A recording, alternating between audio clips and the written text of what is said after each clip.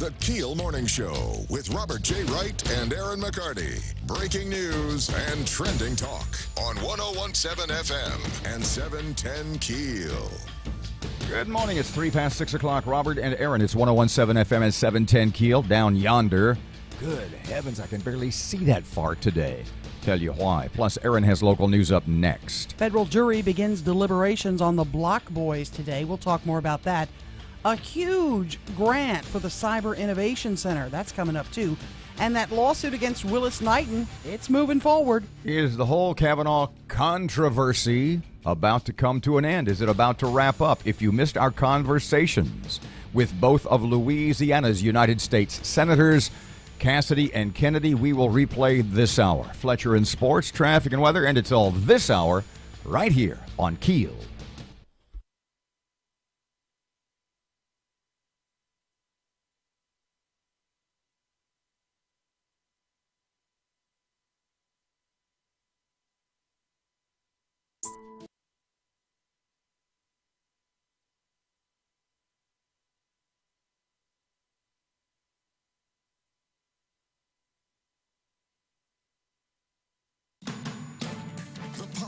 Information.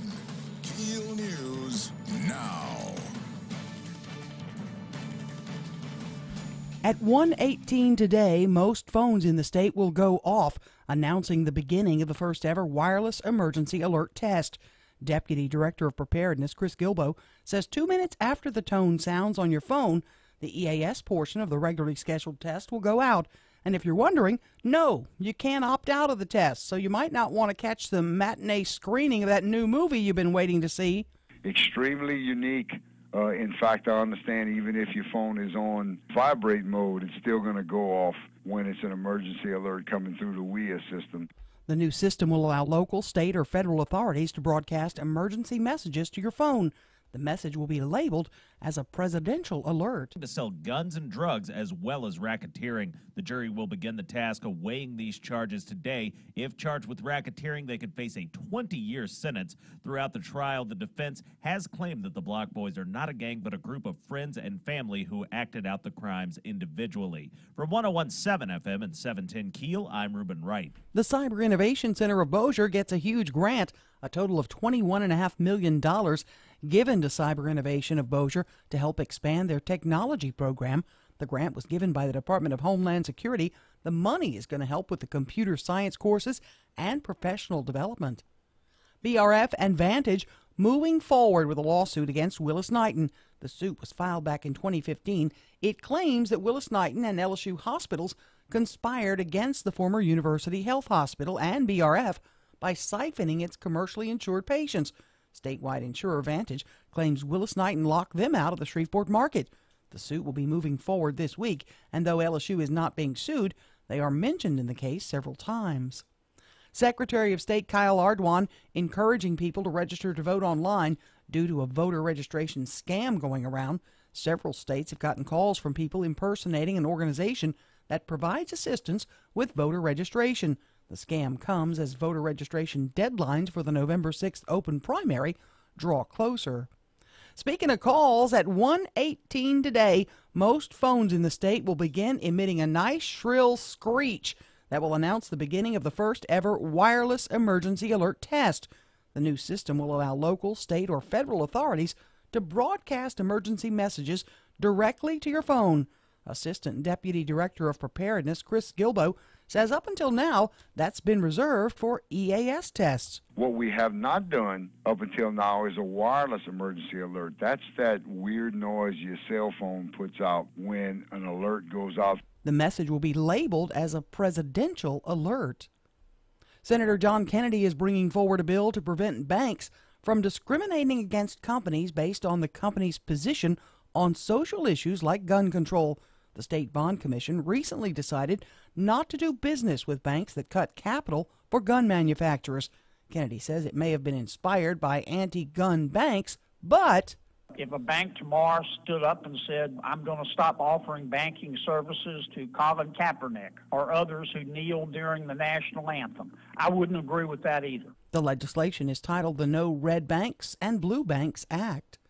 DriversEd.com's released a report showing 73% of drivers admit to reading text messages while driving, with 54% typing on their phones.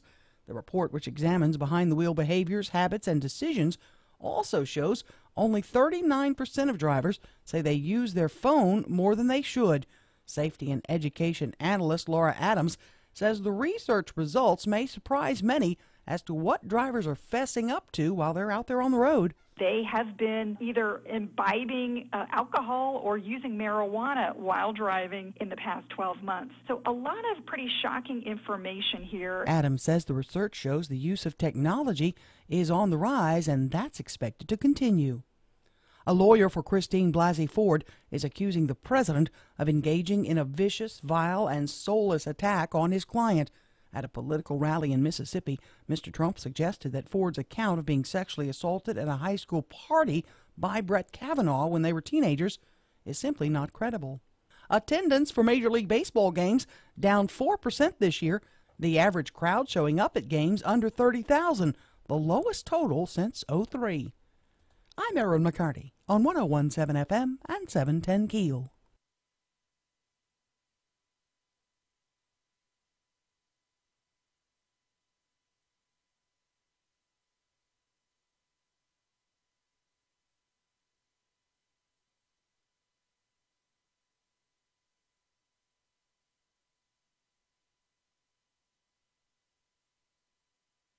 The Cyber on the Blockboard. The Cyber Innovation Center of Bossier gets a The Cyber Innovation Center of Bossier gets a huge grant, a total of $21.5 million given to cyber innovation.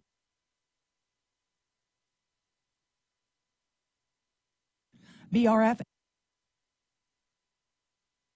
is racketeering, professional development. BRF and Vantage moving forward with a lawsuit against Willis Knighton. Reuben Wright with more.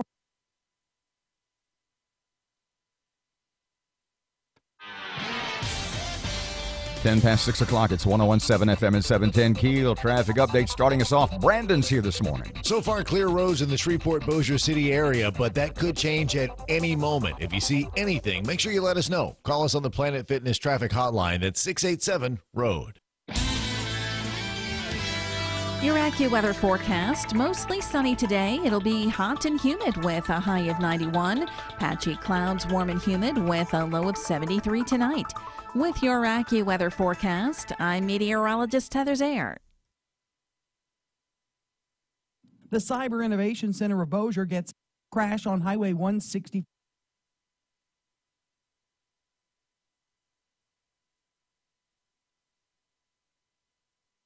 Longer automatically give out plastic straws to customers. Professional development. Claims at Willis KEEL. I'm Reuben Wright. Drivers Reuben Wright. Crash on Highway Hospital. DriversEd.com releases a report showing 73% BRF and Vantage moving 101.7 FM and 710 KEEL. 101.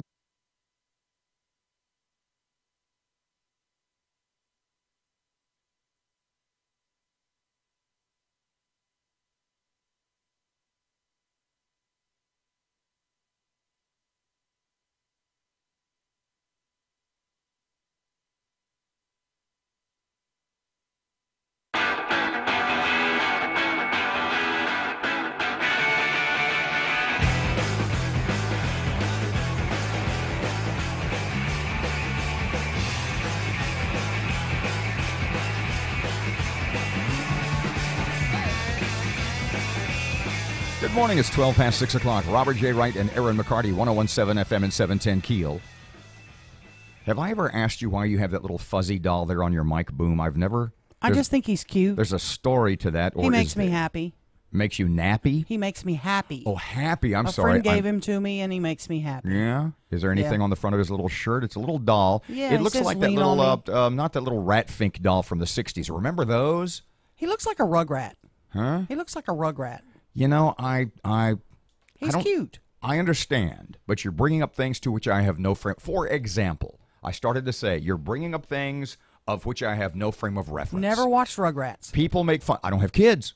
One of my people make fun of me all the time when they'll make a Sesame Street reference. And I'll say, I've never seen Sesame Street. That is just unbelievable. I was 22 years old when Sesame Street came on the air. Why?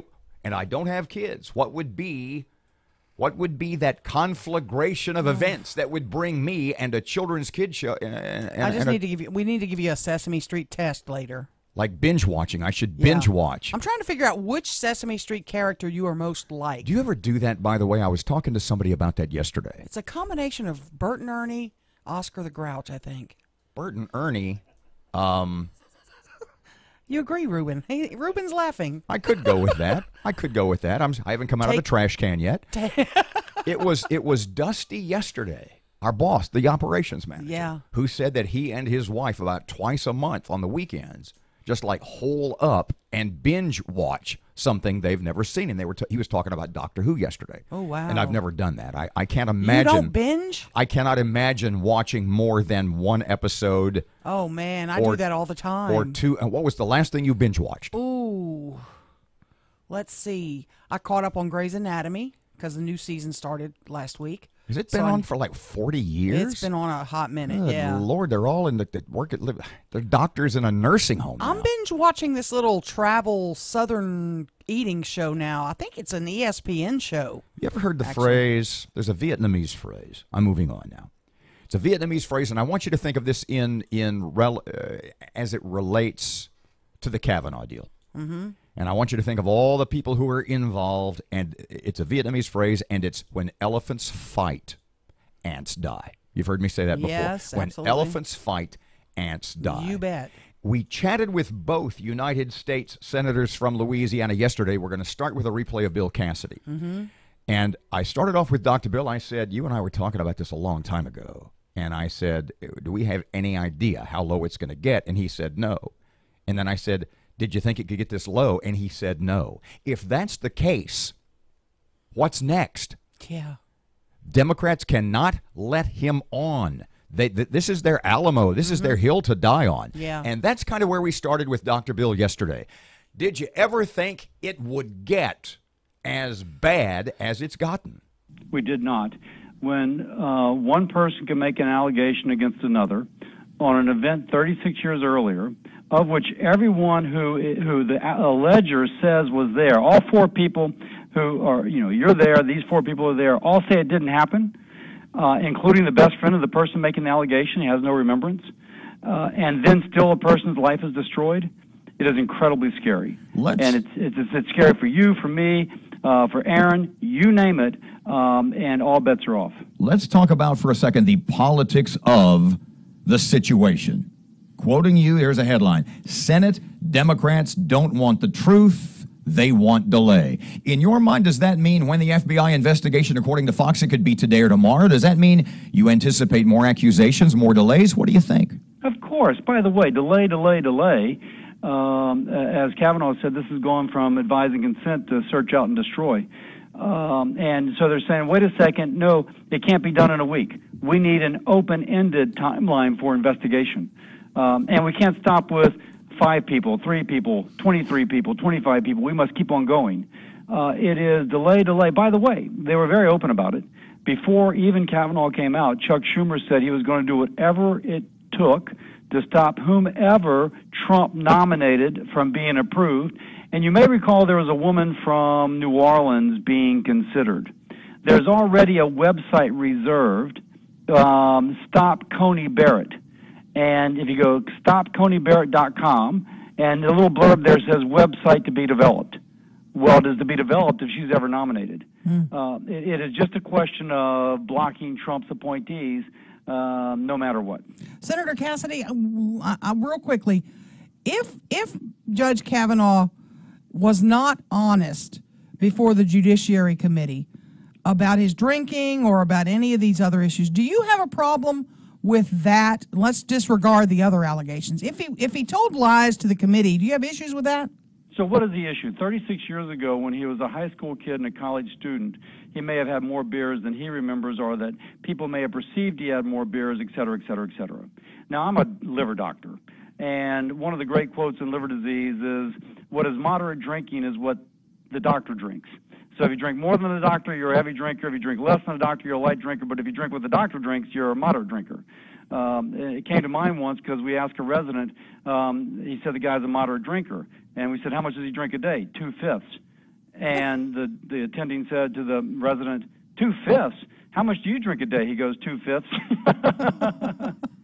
So if it's a question of perception about a memory 36 years ago, that is a question of perception. But answer it. If he lied, do you have an issue with that? If he lied about whether or not he was there and whether or not he assaulted, absolutely. That is not permissible. That is not permissible.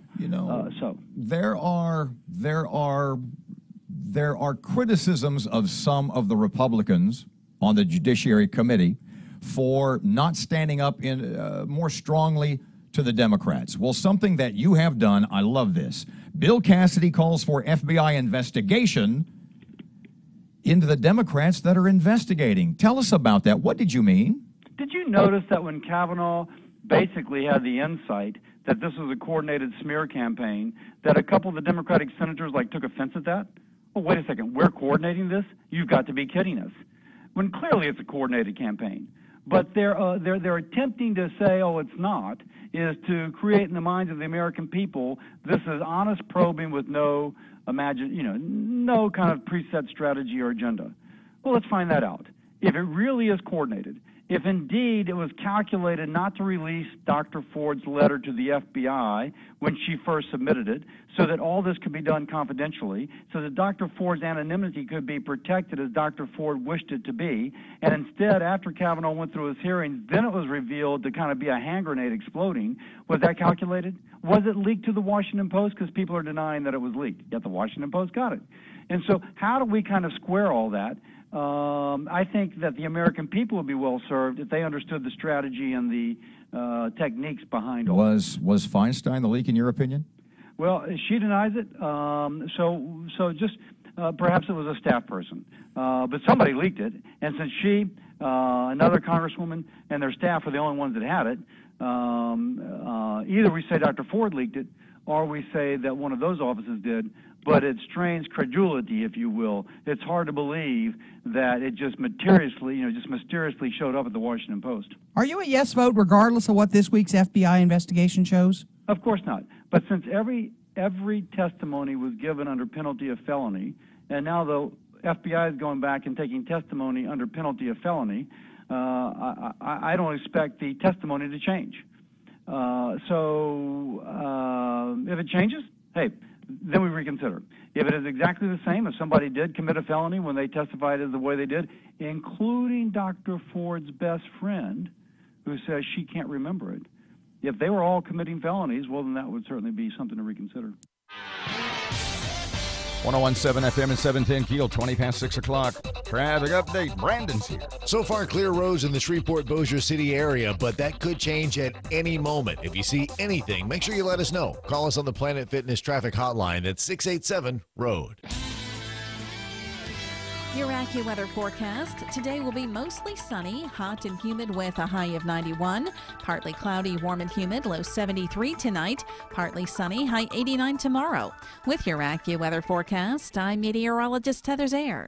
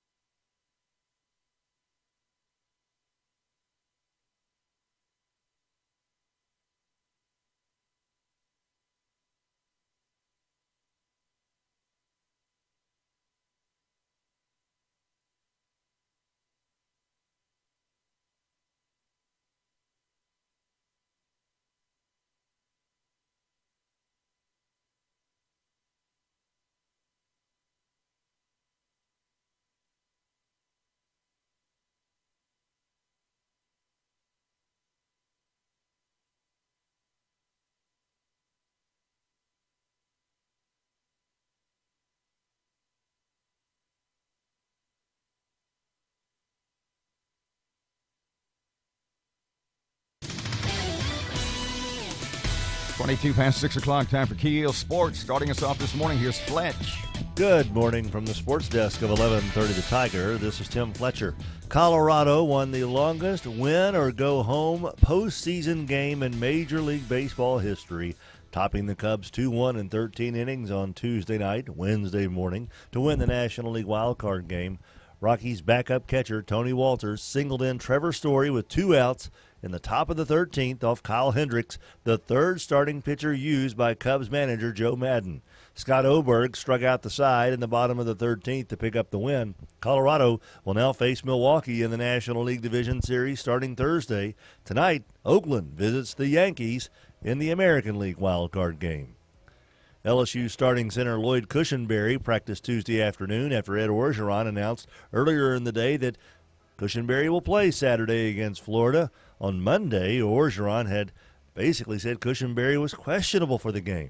Left tackle Sadiq Charles is also expected to play Saturday after missing the last 2 games with an injury. Former Gators coach Steve Spurrier, former Tigers coach Les Miles have a friendly wager on the game. If Florida wins, Les has to wear Spurrier's visor. If LSU wins, Spurrier's going to eat some of Les's grass. From the sports desk of 1130 The Tiger, this is Tim Fletcher.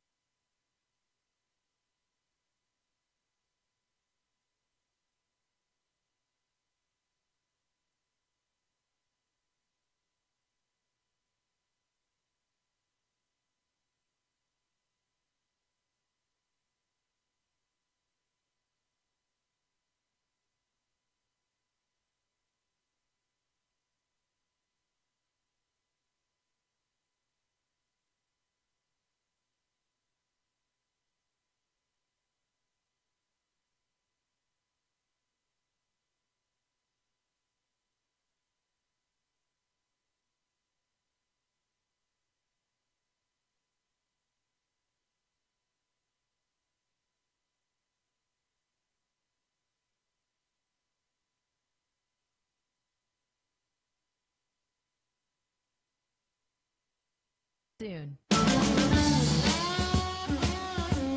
1017 FM and 710 Keel, Robert J. Wright and Erin McCarty, 24 past 6 o'clock. Do you have a pen or a pencil or something? I do. Piece of paper? But I can type. I'm on a computer. Well, okay. I want you to jot down for me the teams that pop into your head.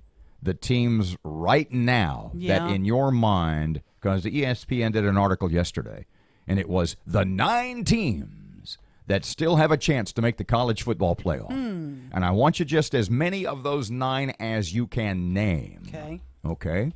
Alabama. That's one there in there. Georgia. Yes. Ohio State. That's 3. You're doing good so far. Notre Dame. Yeah. Clemson.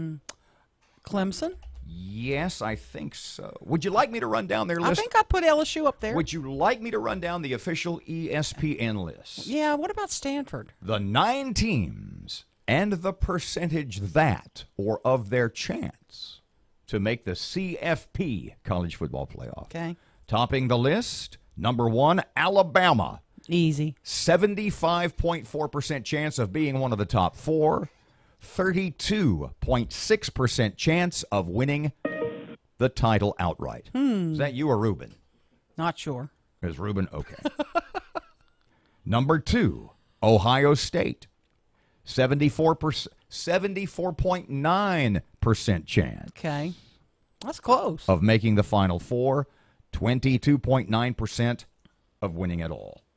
Number 3, Georgia, 52% chance to make the playoffs, 13.9% chance. Because they got to go through Alabama. Of winning the championship. Number 4, Clemson, 56% chance to make the Final Four because of their route, markedly easier, being in the ACC. Cupcakes. Chance to win the title, 10.8%.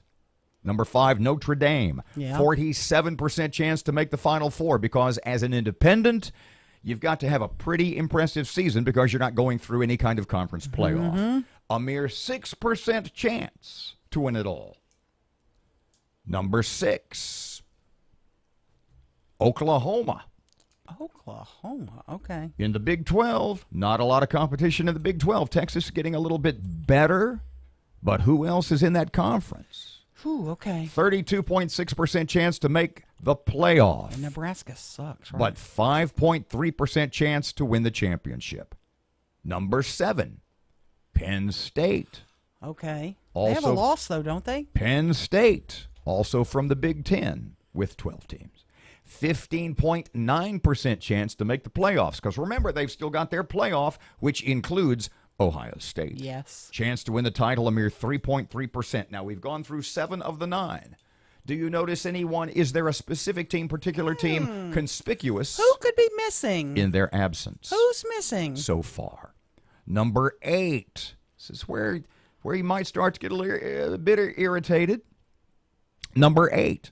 Washington. Okay. From the Pac-10. Or is it Pac-12 now? I don't know. Don't know. Chance to make playoff, 13.6. Chance to win the title, 2.1.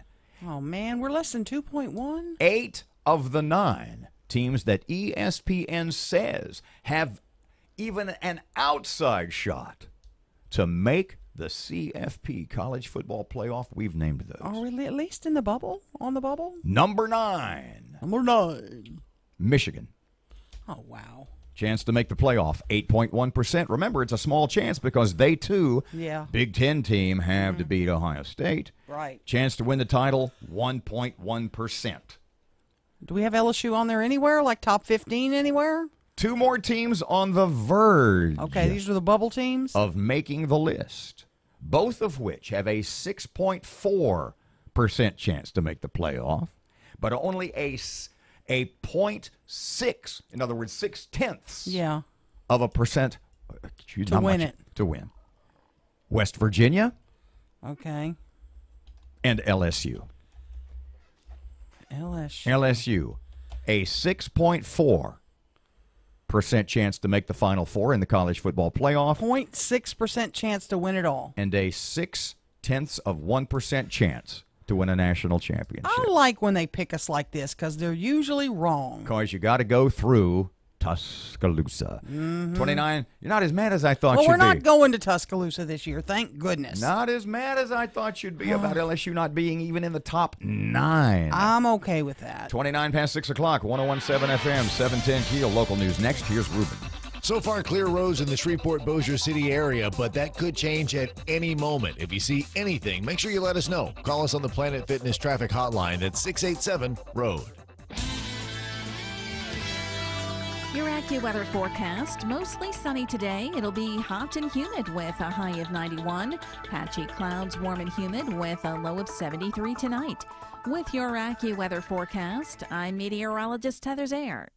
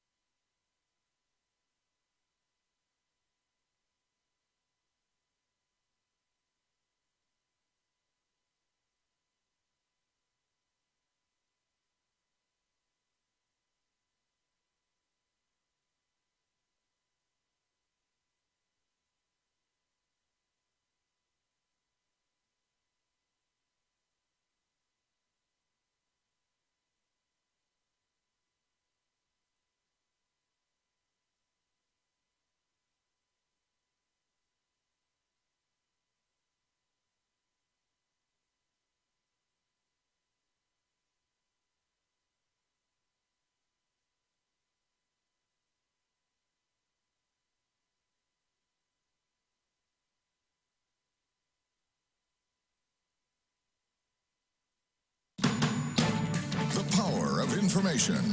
KEEL News now.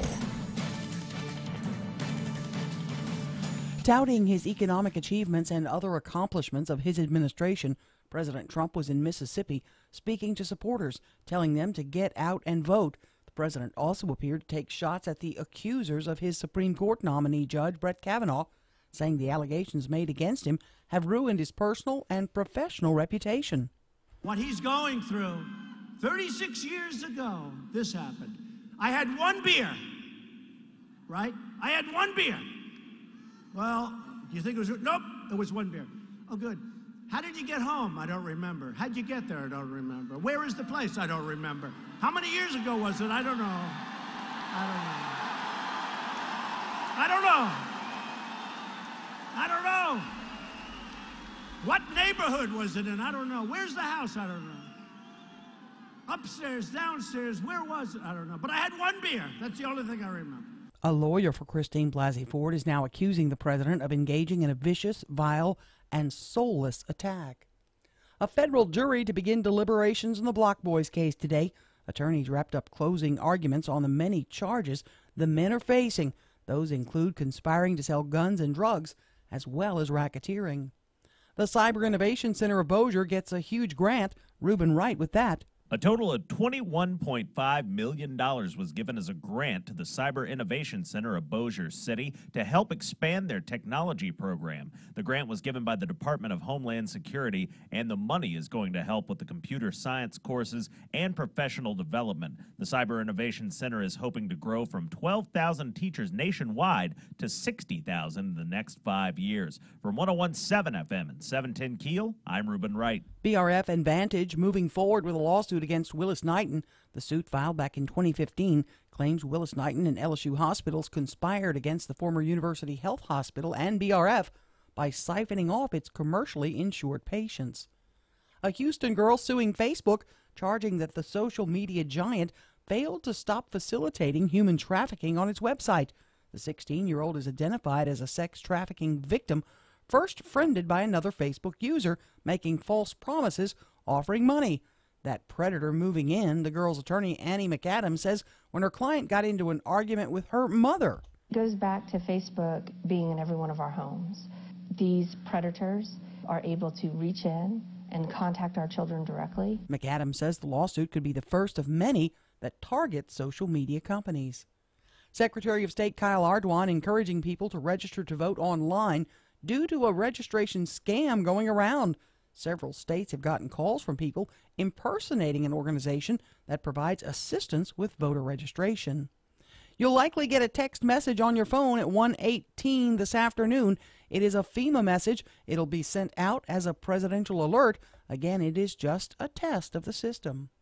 So far, through 5 games, LSU quarterback Joe Burrow has yet to throw an interception.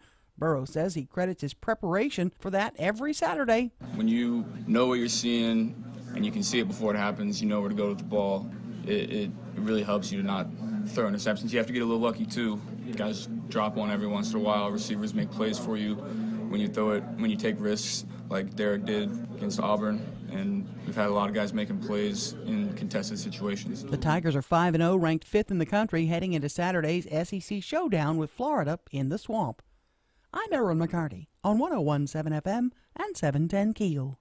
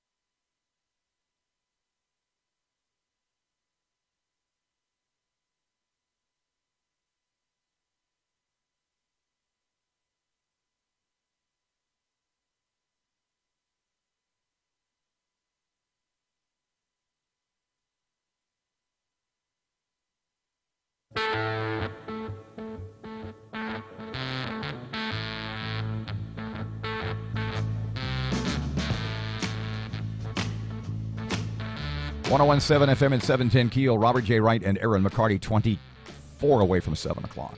On Facebook a couple of weeks ago, well, actually into last week, you saw that I had listed my 10 favorite movies of all time. Mm-hmm. And among those were like Fabulous Baker Boys is on the list, The Bridges Brothers and Michelle Pfeiffer, The Right Stuff, which is about the Mercury astronaut program and the X-15 tests and all kind of stuff like that. Yep. A little indie film called Ruby Sparks. Mm-hmm. Groundhog Day was on my list, and I don't know if I said this to you. I know I put it on. I put it on Facebook when I said for that choice, it was either going to be Groundhog Day or Shawshank Redemption, because they're basically the same movie. Groundhog Day is Shawshank Redemption with jokes. Yeah. Or Shawshank is Groundhog without jokes. The point being, and think about this now, it's legit, because the whole theme of the movie is of Groundhog Day and of Shawshank, with Bill Murray and with Tim Robbins. If you had all the time in the world, would you make yourself a better person? That's basically the theme of both movies. Ooh. And another similarity, hooray, in the end, in both of them, the good guy escapes. Now, I told you that to tell you this. See that guy? Yeah. It's the weirdest list. Did Does you he hear have us a- talk? Last time he No. filled in for Matt, did you hear us talking about his list of movies? No. It's the strangest. Well, he is a strange little man. He's an I odd mean, little... there's a few, what some would consider strange, I suppose. What was... Is there a zombie movie on your list? No, actually. It's all... Let me ask you, how many Sure. did you list? 10? I list, 10. Of your 10 favorite movies, was there any movie on your list that could in any way be described as mainstream? The Batman, the original Tim Burton Batman. Really? Michael Keaton. With Michael Okay. Keaton? Yeah, and Jack Nicholson. And that's... Good God. Batman's on which his is list. Just awful. because that was my first favorite movie as a kid, aside from First Blood, the first Rambo movie. What was your favorite movie as a kid? Ooh, 'Cause I it was can- Sound of Music. Really? Because of the big family. See, mine was Goldfinger. No. Oh, I was in 6th grade. I wanted to be James Bond. Oh, my God. Still do. Okay, you're ready for this now? We've got a couple of seconds. Yeah. Off the top of your head, I told you mine. Pretty. If you haven't seen the movies I liked, if you're not familiar with the movies I liked, at least you've heard of the movies I liked. I haven't heard of his. Off the top of your head, just start naming them. When you come to one you've heard, when he comes to one you've heard of, Beep. you beep. You Okay. tell me. Okay, I've got, let's see, This Island Earth. Hold on. You ever heard of that? It's an old sci-fi Just movie. give us the year. That one was probably 1965. Silent movie? No, No, s- that's silent. sci-fi. No, I thought you sci-fi. said silent movie. I was going, Sci-fi movie. golly. Okay, what else? Let's see. I've got Plan 9 from Outer Space. Okay, you ever seen that? That may be the worst movie of all time. Okay. What year is that? 19? Oh, it had to be 60 or earlier, something like that. Starting to notice a theme. He's a freak. A thread here. Okay, what else?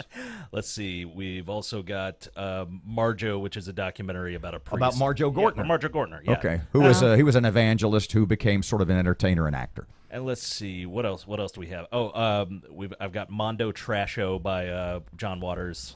John Waters movie. I missed out on that one. No I've got a beeping. lot of weird no ones. beeping coming No, from no Erin. beeping. Just give us a couple more. And let's see what else. I think I might have put Nosferatu on there. Okay, that is the creepiest movie of all. Nosferatu? Yeah. What kind of nose is that? Nosferatu. It's like the very first. It's not Klaus Kinski. Who am I thinking of? The No, actor Klaus Klinsky was the guy who played him it's, in the later if you ever, 90s You know what movie. you need? We're going to stop here. You know what you need to do during the break? Promise me. Go to YouTube, put in Nosferatu, Nosferatu, the original, the silent, what year is it, like 30? Oh, yeah. It's It is the gotta be. creepiest vampire movie you will ever see. Okay. I got to give you points on that one. 1017 FM, 710 Keel. Bill Cassidy, we had yesterday a replay. No. Mr. John Kennedy. A replay from yesterday. That's coming up next. Here's Brandon. So far, clear roads in the Shreveport-Bossier City area, but that could change at any moment. If you see anything, make sure you let us know. Call us on the Planet Fitness traffic hotline at 687-ROAD. Your AccuWeather forecast, mostly sunny today. It'll be hot and humid with a high of 91. Patchy clouds, warm and humid with a low of 73 tonight. With your AccuWeather forecast, I'm meteorologist Heather Zayer.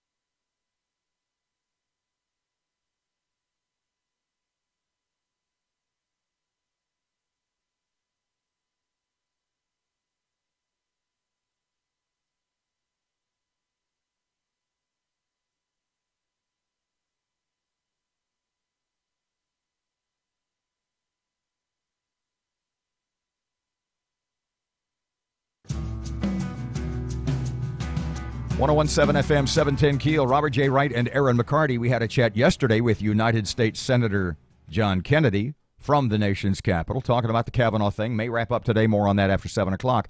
And we started off our chat with Mr. John. He had made the comment about people who think, in fact, his quote was, that's where we started. Mr. John said, anybody who thinks that this Democrat, that any of this thing that the Democrats are doing in relation to Kavanaugh is about truth, he said they should put down the bong. And I said, explain that to me. What did you really say? What did you really mean? This is no longer an effort to discover the truth. It's just all politics now. I mean, it's just power politics. But the allegations are by the Democrats that Kavanaugh is a rich, drunk, lying sexual predator. Now, he has been through 6 FBI background checks. He's been through a Senate Judiciary investigation by our own investigators. He's now going through another FBI background check, and none of the allegations have proven to be true. And every time we come up with no evidence, our Democratic friends move the goalposts. Now they're back on this argument of, well, he doesn't have the right demeanor to be a justice. I mean, they call the guy a liar, a cheat, a drunk, and a rapist, and he defended himself. Now, I listened to both Dr. Ford's testimony and I listened to Judge Kavanaugh's testimony. This is no country for creepy old men. Folks who are victims of sexual assault should come forward. I want them to come forward. But some of my colleagues believe that you're morally tainted if you don't automatically believe the accuser. I don't agree with that. I mean, I think you're morally tainted if you don't treat both the accuser and the accused with respect and fairness and due process. You know, Mr. John, you and I had spoken about the time that the Kavanaugh nomination was announced. What was it, a few months ago? And I said to you, or you said to me, I forget offhand, but the conversation was, this is going to be the ugliest, dirtiest, nastiest confirmation fight you ever saw. And yet, I don't think we had any idea it would get like this. Did you? No. I'm very disappointed in the United States Senate. I think most Americans think we've hit rock bottom and started to dig. None of this is about a search for the truth. Does this harm your relationship with your Democratic colleagues, the Senator Dianne Feinstein? Do you think it hurts the long-term relationship that you guys, I mean, you're a new senator. You're trying to get to know these folks. Well, that's a great question, Erin. I've tried not to let it. I try not to make any of my comments personal toward another senator. I'm not going to impugn any senator's motives. I am going to speak frankly about strategies, and I believe completely, I think it's a fact that the strategy of our Democratic friends right now is just win, baby. Just win. Doesn't matter what the cost is, doesn't matter what the truth is, just win. Because Judge Kavanaugh is a conservative judge. Our Democratic friends want a Supreme Court justice who's willing to rewrite the Constitution at any time to advance social agendas that the Democrats can't get past Congress. Did you see? I don't think that's what the Supreme Court's for. Did you see anything in Judge Kavanaugh, again, that raises concerns, whether it be his temper, talking about his drinking that maybe you suspect was maybe not quite fully what happened? Anything that you saw that leads to a red flag for you at all? I'll tell you what I saw, Erin, at the end of that day. when Dr. Ford and Judge Kavanaugh testified. It was a very, very powerful. It was very emotional. I saw two human beings in a lot of pain. I saw two human beings who honestly and sincerely believed that what they were saying is the truth, their version of the truth. That's why you have to look at corroboration. This happened 40 years ago. I don't know if we'll ever know the truth, but I will tell you this: at the party that Dr. Ford alleges, there supposedly were 3 other people, and not a single one of them has corroborated Dr. Ford's story. And that's just a fact, and you can't ignore that. Now they're trying to, they meaning our Democratic friends, are trying to disqualify Judge Kavanaugh because he drank beer in high school. He did. He threw ice. I understand the allegation this morning is that he threw ice on somebody at Yale in a bar. I mean, we've gone into the surreal. You know, the foothills are creepy here. If the Democrats were criticizing Judge Kavanaugh's body of work, his 307 opinions, or his judicial philosophy, I would love to have that debate. Mr. John, but Senator, they have ruined the life of Dr. Ford and her children and her spouse, and Judge Kavanaugh and his spouse and his children. Their lives will never be the same. And that's just not right. Senator Jeff Flake, Republican from Arizona. For a while, maybe the most powerful man in America. What's he going to do if the FBI investigation comes back and clears again Judge Kavanaugh? Do you think he'll vote yes, or do you think he once again will wilt under the Democrat pressure? I don't know. I do know this is down to 5 people. One of them is Senator Flake. The other one is a Republican. The Republican, Senator Collins from Maine, Senator Murkowski from Alaska. The 2 Democrats who are still undecided are Joe Manchin and Heidi Heitkamp. And I don't know what they're going to do, but I do know it's time to vote, and it's time for every senator to be a senator, to woman up or man up and stand up in front of God and country and say, this is how I'm going to vote. Do you think there's going to be any single Democrat, or maybe 2, that actually, to use your phrase, stand up? Robert, I don't know. I mean, if you'd asked me before all this stuff began, I would have said yes. But I really don't know how they're going to vote. I just know it's time to vote. We have gone into a strategy of delay, stall, restall. Because they're really when you see that, when you see that question asked, where's a Democrat to stand up? In my mind, what you're asking is a Democrat to stand up for decency. Isn't there just one? Not my version of decency. I mean, they couldn't defeat Judge Kavanaugh on the merits, so they've gone to character assassination. Now, one's character and demeanor is important for being on the United States Supreme Court, but accusations don't make something true. You have to have corroboration. Senator Kennedy, go ahead. I'm sorry. Go ahead. No, you go ahead. The FBI says they're going to have their report by Friday, and I'm hearing you guys are going to vote on Friday. Is that what the timetable looks like right now? Senator McConnell is going to invoke cloture, start the clock running, and cloture is just ending debate. And even after you end debate, you have to wait 30 hours. He's going to start that process. I think we will vote this week or this weekend. It's time.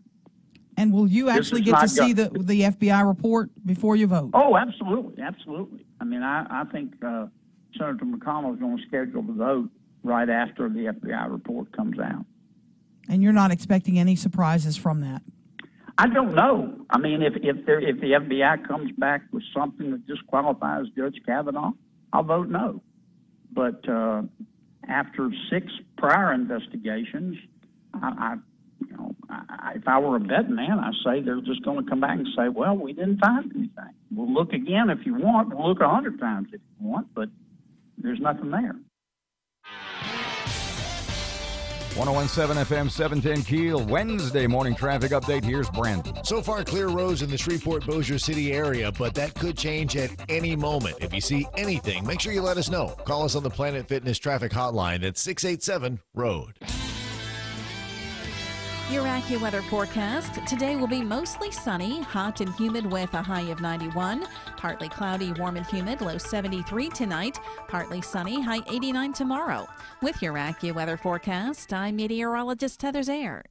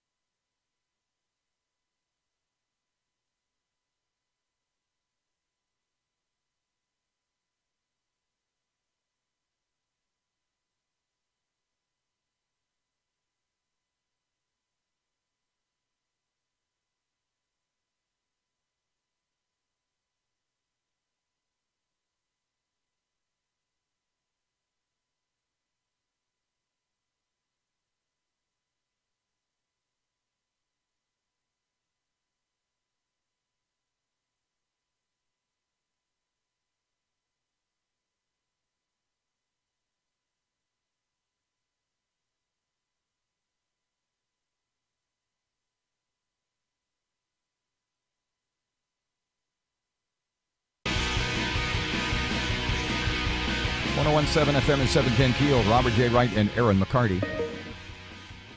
There was that again.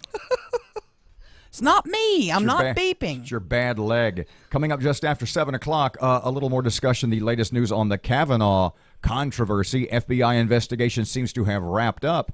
And guess what? Democrats are saying, it's no time to vote. We need more investigation. Have you seen that? Totally serious. Meanwhile, here's Rush on Keel. Respected and revered Georgetown University professor Christine Fair went on a social media tirade to vent about Brett Kavanaugh's nomination to the Supreme Court.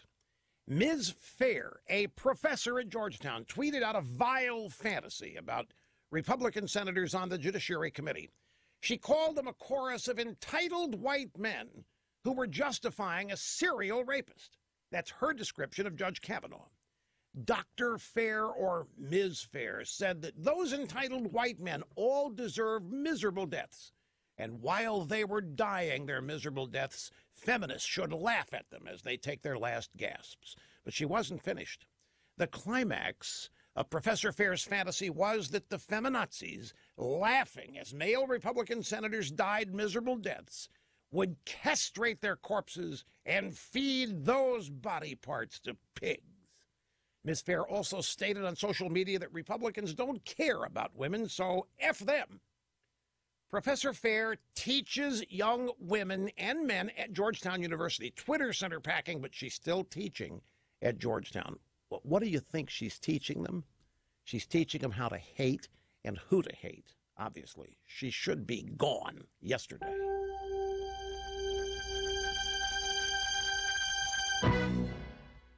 Did you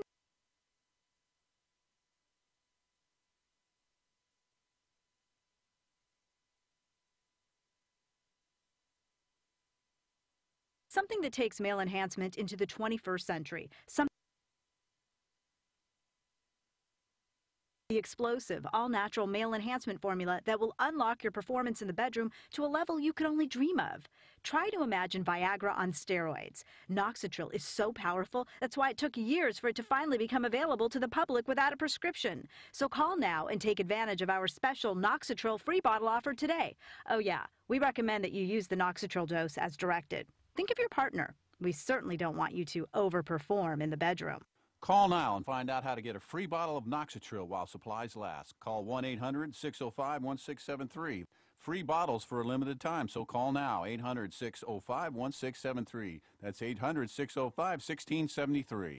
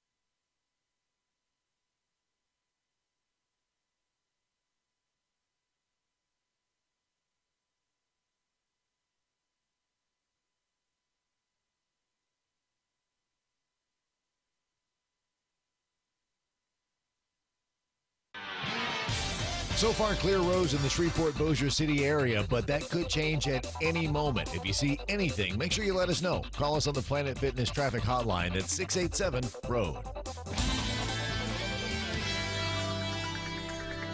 Good morning, 6:59. Here's your KEEL forecast for the day. Kind of sunny and hot again, low to middle 90s. Right now, 71 at KEEL at 7 o'clock. And here's Fox News. Breaking news and trending talk. This is 101.7 FM and 710 KEEL. KEEL, Shreveport.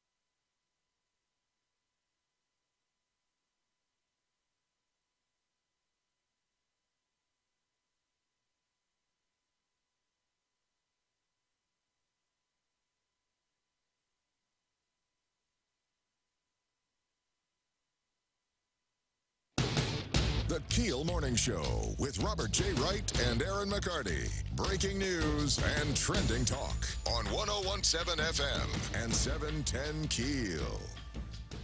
Good morning at 7:03. Robert and Erin, 101.7 FM, 710 KEEL. The KEEL app, a free download from Avis Furniture Source. There you go. Erin, local news getting ready. Why your phone's going to go off at 1:18 today. We'll talk more about that. The federal jury is now beginning deliberations in the Block Boys case, and some big money for cyber innovation. To be blunt, it is seldom that Erin is especially enamored with some political idea that somebody has during an interview, and she is with this guy, Daniel, what's it, Erspamer? Erspamer. From the Pelican Institute. We'll talk about that in the very first segment, and why she finds his ideas so appealing. Traffic and weather, Fletcher and sports here this hour, all coming up on KEEL. Diamond Jacks is proud to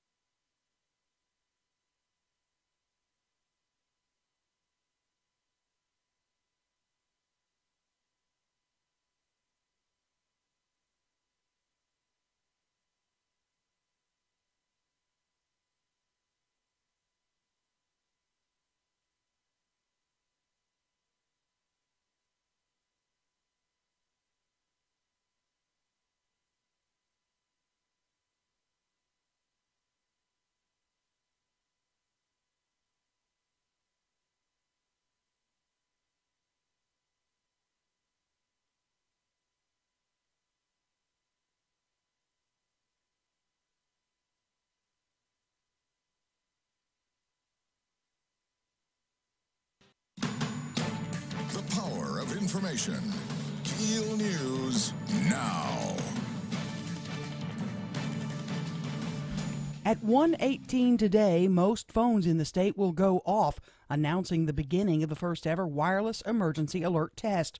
Deputy Director of Preparedness Chris Gilbo says 2 minutes after the tone sounds on your phone, the EAS portion of the regularly scheduled test will go out. And if you're wondering, no, you can't opt out of the test, so you might not want to catch the matinee screening of that new movie you've been waiting to see. Extremely unique. In fact, I understand even if your phone is on vibrate mode, it's still going to go off when it's an emergency alert coming through the WIA system. The new system will allow local, state, or federal authorities to broadcast emergency messages to your phone. The message will be labeled as a presidential alert. A federal jury to begin deliberations in the Block Boys case today. Attorneys wrapped up closing arguments on the many charges the men are facing. Those include conspiring to sell guns and drugs, as well as racketeering. The Cyber Innovation Center of Bossier gets a huge grant, a total of $21.5 million given to Cyber Innovation of Bossier to help expand their technology program. The grant was given by the Department of Homeland Security. The money is going to help with the computer science courses and professional development. BRF and Vantage moving forward with a lawsuit against Willis-Knighton.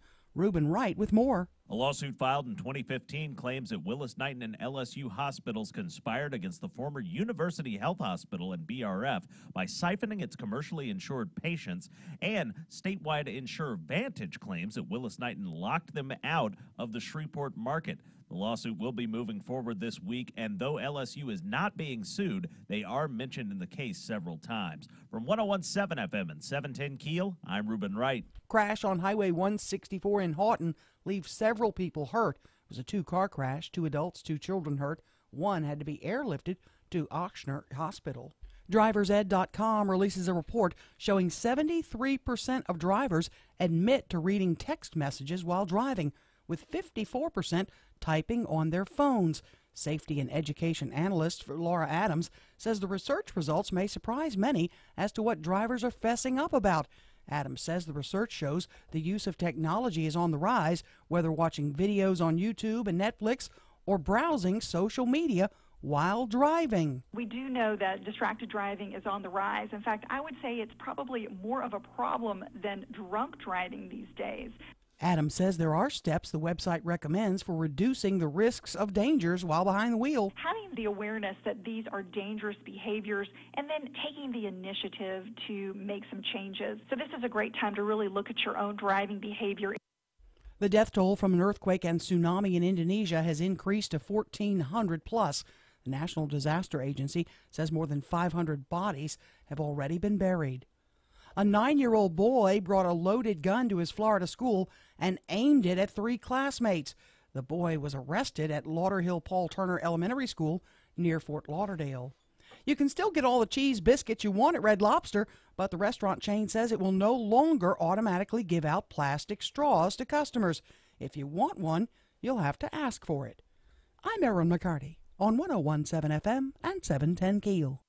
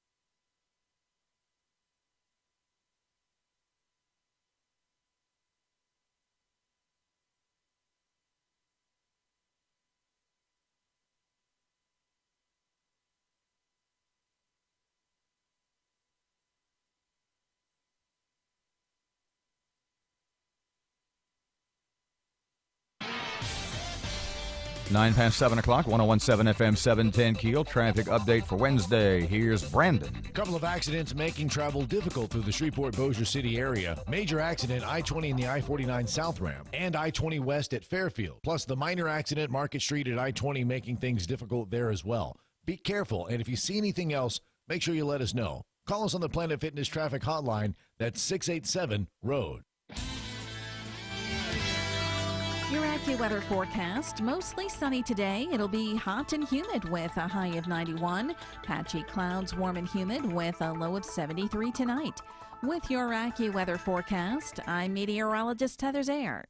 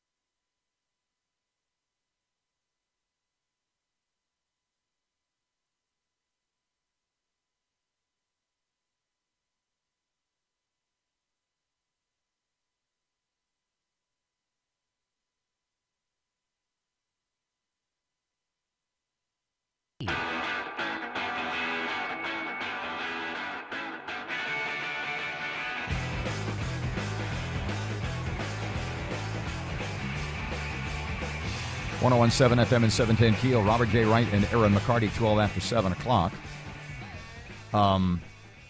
You know, you haven't done travel tips, Erin's travel guide, because we were talking about... Somebody asked me about that, too. Really? Yeah. Because you are the queen of everything. Everything I know about getting $70 to $75 hotel rooms in major metropolitan cities is due to you. Yeah.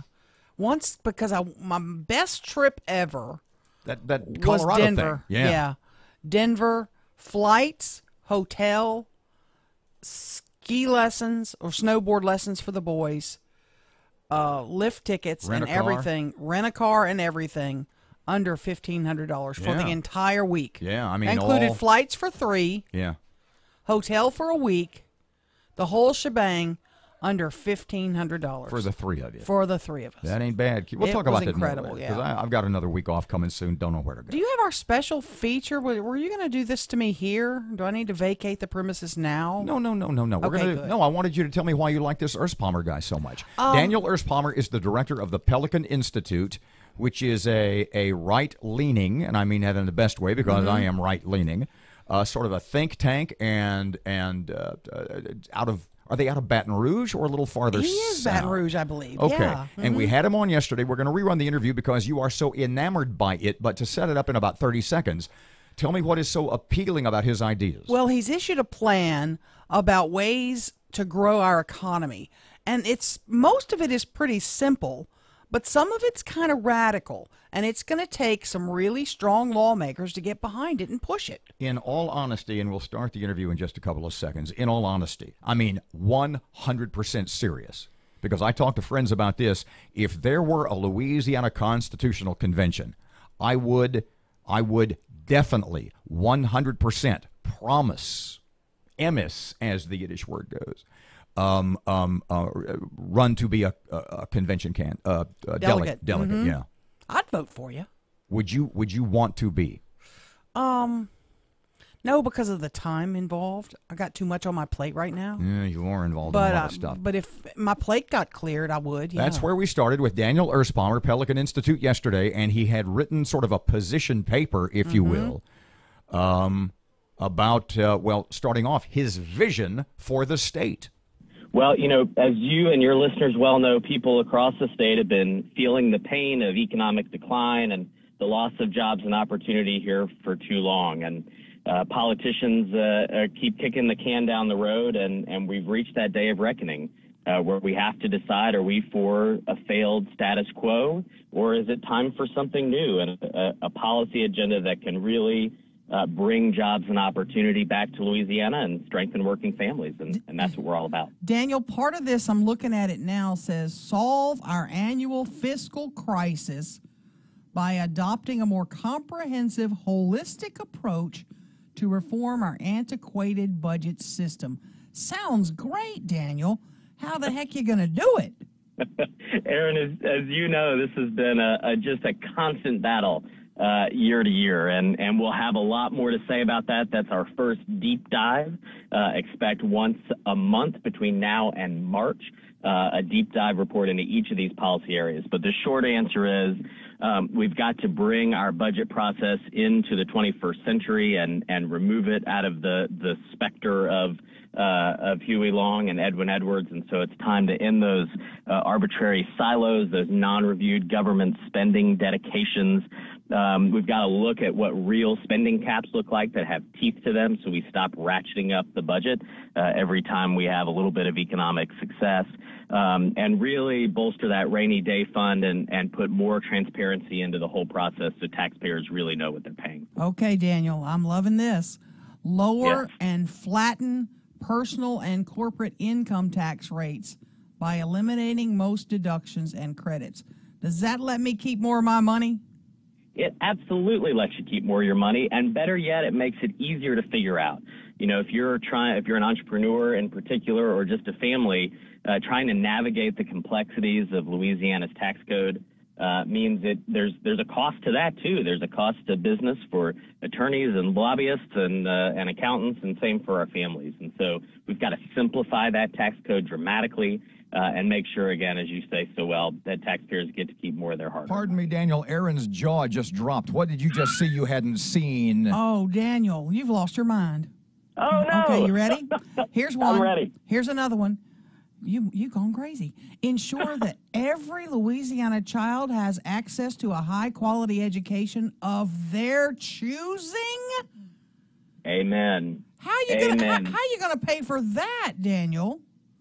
Well, we already spend well more than $10,000 a child to educate kids here, and as you and I well know, the results do not match the expenditure, and it's time to change that. We're going to have a lot more details on that in a few months, but at the end of the day, we owe it to our kids. We owe it to building a quality workforce that can actually recruit jobs to the state, to have an education system that really can work for every child and meet the needs of every child. And we know that does not come from one-size-fits-all solutions. And we've got a big opportunity and a big challenge ahead to get that done. Mr. Daniel, this is pretty big stuff by the Pelican Institute. Pretty big stuff. How can this be accomplished without a constitutional convention? Well, the short answer to that's a great question. It certainly can be, but I think it's awfully hard. I think, our position has been we care about the outcomes more than the process, but it's awfully hard to imagine getting this kind of fundamental change without convening a convention or some major effort to reform our complicated and convoluted state constitution. You know, sort of related to that, during the budget fight of the last special sessions, the topic of a constitutional convention came up over and over again and seemed to be gaining a little traction. Do you feel like that all the budget stuff is behind us, that is sort of losing a little bit of its top of mindedness, or are people still talking about it, especially in the circles you run in? People are absolutely still talking about it, and I think to imagine that our budget woes are actually behind us is probably fantasy, though it sounds really nice. We're going to have those problems time and time again until we actually fix the solution. So it's not a slam dunk by any means. I'm not saying it's folks are going to come in and make that happen, but the momentum is still building on that, and it's still very much a topic of conversation. Daniel Ersbaumer with the Pelican Institute. I'm going to read you this one. You're obviously not drinking buddies with the governor. Unwind the expansion of Medicaid to able-bodied adults by freezing future eligibility. Does that save our state a chunk of money? It's a huge part. It saves the state a chunk of money, and it makes the program work better for the folks most at risk and for the folks it's most supposed to serve. As you know, we added more than 450,000 able-bodied adults to the Medicaid rolls, and that's crowding out services and opportunities and expanding waiting lists for the traditional Medicaid population, those individuals across our state who are most at risk. And if we're going to improve health care in the state, it starts by focusing those resources on the folks who most need it. You know, Mr. Daniel, a little off topic, but not much, I wager. A couple of weeks ago, or less than 2 weeks, John Bell announces, holy cow, there's a $300 million budget surplus. And all the people who all along from this part of the state, Dodie Horton, Alan Seabaugh, Raymond Cruz, they didn't actually come out and say, I told you so, but you know they got to be thinking that, right?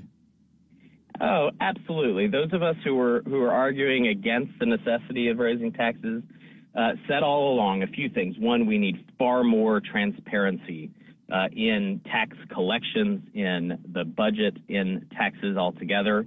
And that would have helped us better understand where we stood before the legislature was bullied into raising taxes. And absolutely, I mean, this is a surplus for the last fiscal year. So it tells us something about what the next fiscal year, the one we're currently in, the current one in which we raise taxes, could be. And you know, if you do the math, it seems pretty clear that those tax increases prove once again to be unnecessary, and now we've ratcheted up government once again, a root of the problem we're trying to solve with fundamental reform. 1017 FM, 710 Keel, 20 past 7 o'clock. Time for traffic. Here's Brandon. A couple of accidents making travel difficult through the Shreveport-Bossier City area. Major accident, I-20 in the I-49 South ramp and I-20 West at Fairfield. Plus the minor accident, Market Street at I-20, making things difficult there as well. Be careful, and if you see anything else, make sure you let us know. Call us on the Planet Fitness traffic hotline. That's 687-ROAD.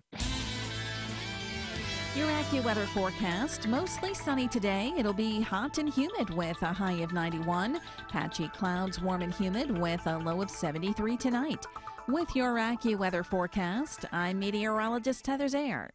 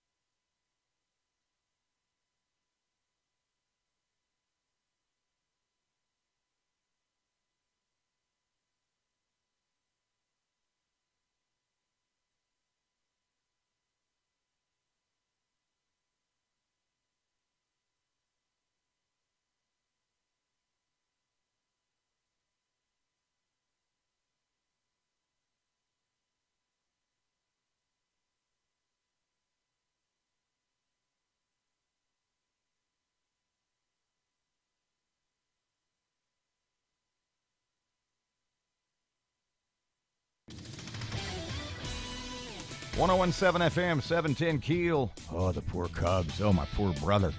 Gee whiz. Fletcher, sports time on Keel.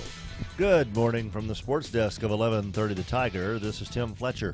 Colorado won the longest win-or-go-home postseason game in Major League Baseball history, topping the Cubs 2-1 in 13 innings on Tuesday night, Wednesday morning, to win the National League wildcard game. Rockies' backup catcher, Tony Walters, singled in Trevor Story with 2 outs in the top of the 13th off Kyle Hendricks, the third starting pitcher used by Cubs manager Joe Maddon. Scott Oberg struck out the side in the bottom of the 13th to pick up the win. Colorado will now face Milwaukee in the National League Division Series starting Thursday. Tonight, Oakland visits the Yankees in the American League wildcard game. LSU starting center Lloyd Cushenberry practiced Tuesday afternoon after Ed Orgeron announced earlier in the day that Cushenberry will play Saturday against Florida. On Monday, Orgeron had basically said Cushenberry was questionable for the game. Left tackle Sadiq Charles is also expected to play Saturday after missing the last 2 games with an injury. Former Gators coach Steve Spurrier, former Tigers coach Les Miles have a friendly wager on the game. If Florida wins, Les has to wear Spurrier's visor. If LSU wins, Spurrier's going to eat some of Les's grass. From the sports desk of 1130 The Tiger, this is Tim Fletcher.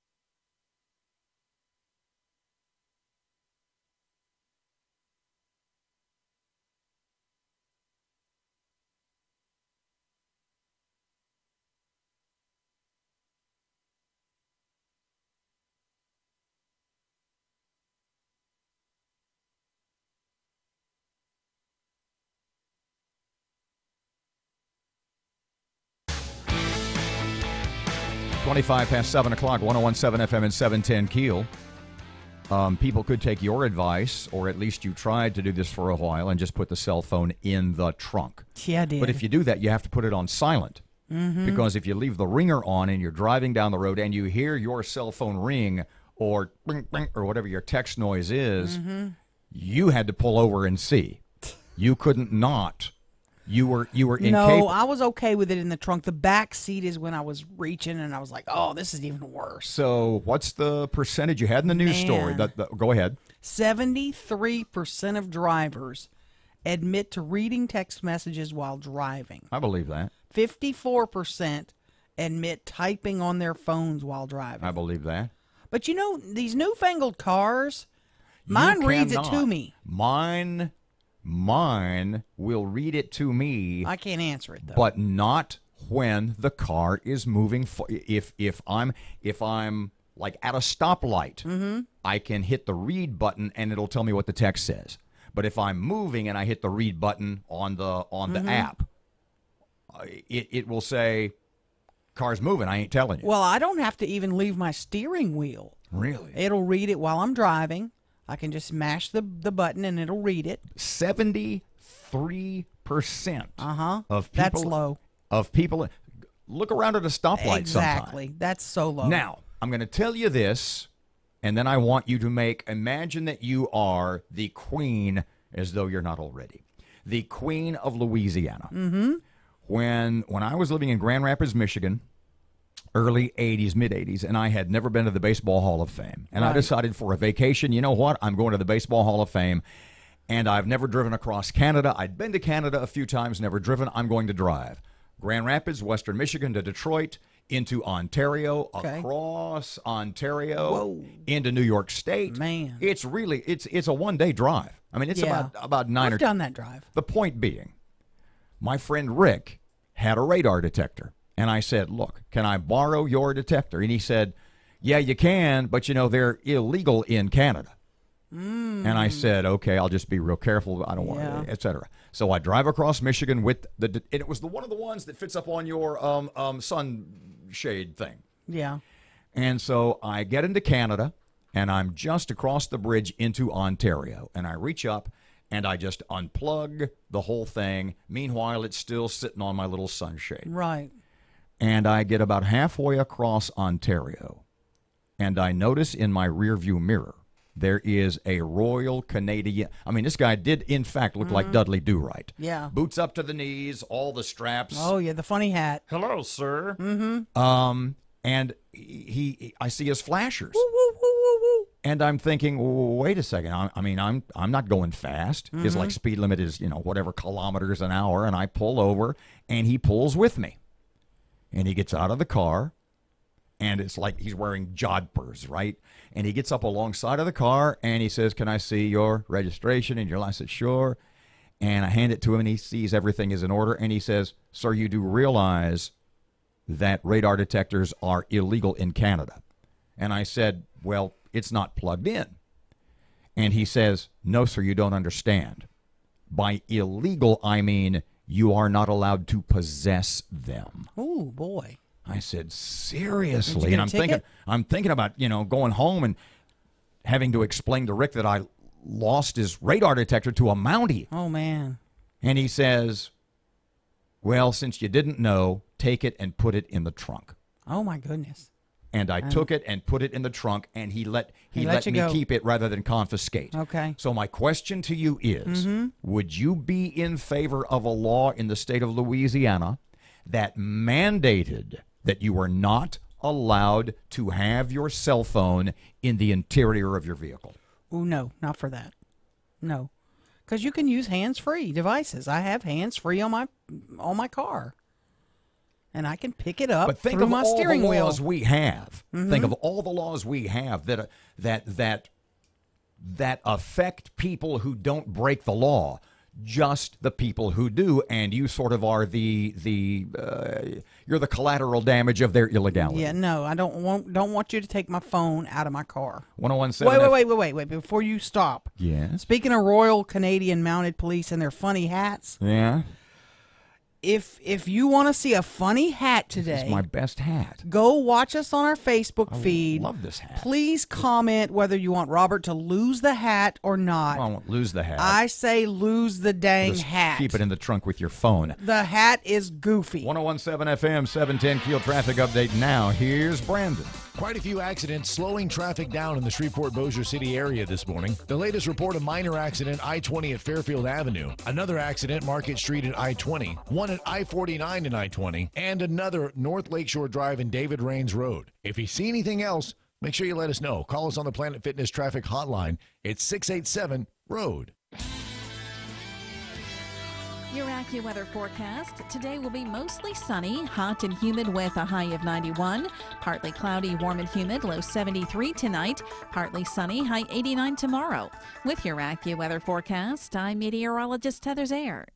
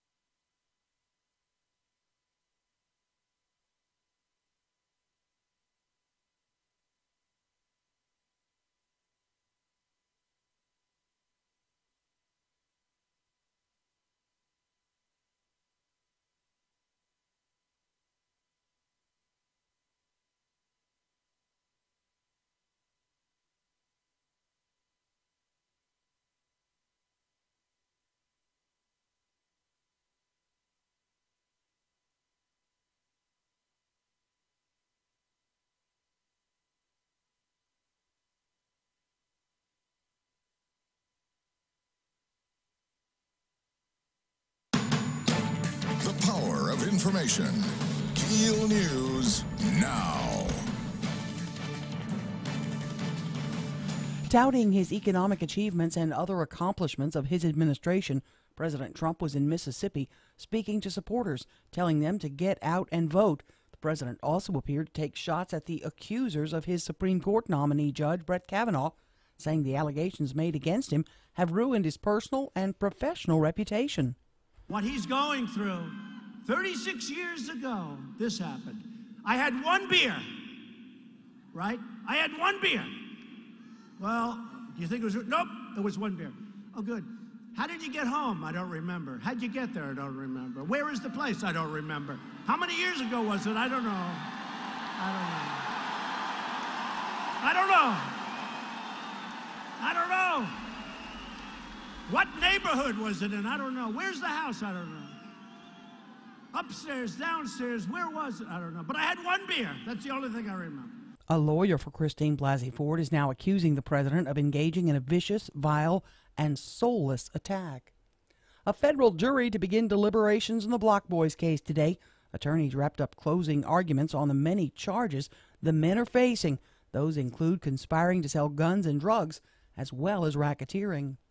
The Cyber Innovation Center of Bossier gets a huge grant. Reuben Wright with that. A total of $21.5 million was given as a grant to the Cyber Innovation Center of Bossier City to help expand their technology program. The grant was given by the Department of Homeland Security, and the money is going to help with the computer science courses and professional development. The Cyber Innovation Center is hoping to grow from 12,000 teachers nationwide to 60,000 in the next 5 years. From 1017 FM and 710 Keel, I'm Reuben Wright. BRF and Vantage moving forward with a lawsuit against Willis Knighton.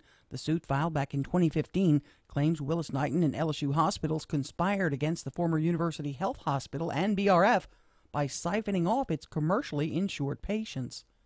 A Houston girl suing Facebook, charging that the social media giant failed to stop facilitating human trafficking on its website. The 16-year-old is identified as a sex trafficking victim first friended by another Facebook user, making false promises, offering money. that predator moving in. The girl's attorney, Annie McAdams, says when her client got into an argument with her mother. It goes back to Facebook being in every one of our homes. These predators are able to reach in and contact our children directly. McAdams says the lawsuit could be the first of many that target social media companies. Secretary of State Kyle Ardoin encouraging people to register to vote online due to a registration scam going around. Several states have gotten calls from people impersonating an organization that provides assistance with voter registration. You'll likely get a text message on your phone at 1:18 this afternoon. It is a FEMA message. It'll be sent out as a presidential alert. Again, it is just a test of the system. So far, through 5 games, LSU quarterback Joe Burrow has yet to throw an interception. Burrow says he credits his preparation for that every Saturday. When you know what you're seeing and you can see it before it happens, you know where to go with the ball, it really helps you to not throw interceptions. You have to get a little lucky, too. Guys drop one every once in a while. Receivers make plays for you when you throw it, when you take risks like Derek did against Auburn. And we've had a lot of guys making plays in contested situations. The Tigers are 5-0, ranked 5th in the country, heading into Saturday's SEC showdown with Florida in the Swamp. I'm Erin McCarty on 101.7 FM and 710 KEEL.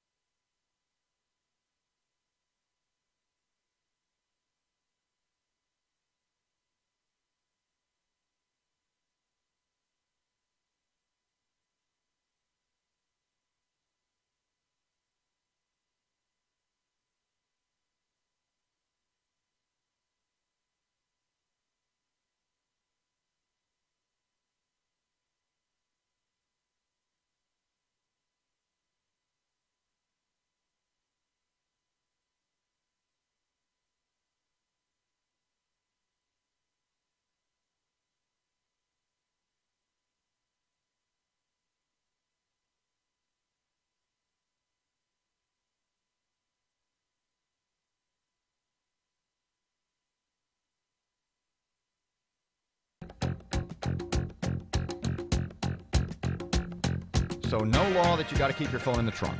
No. But if you keep your phone in the trunk and you have hands-free device, you can still operate your hands-free device.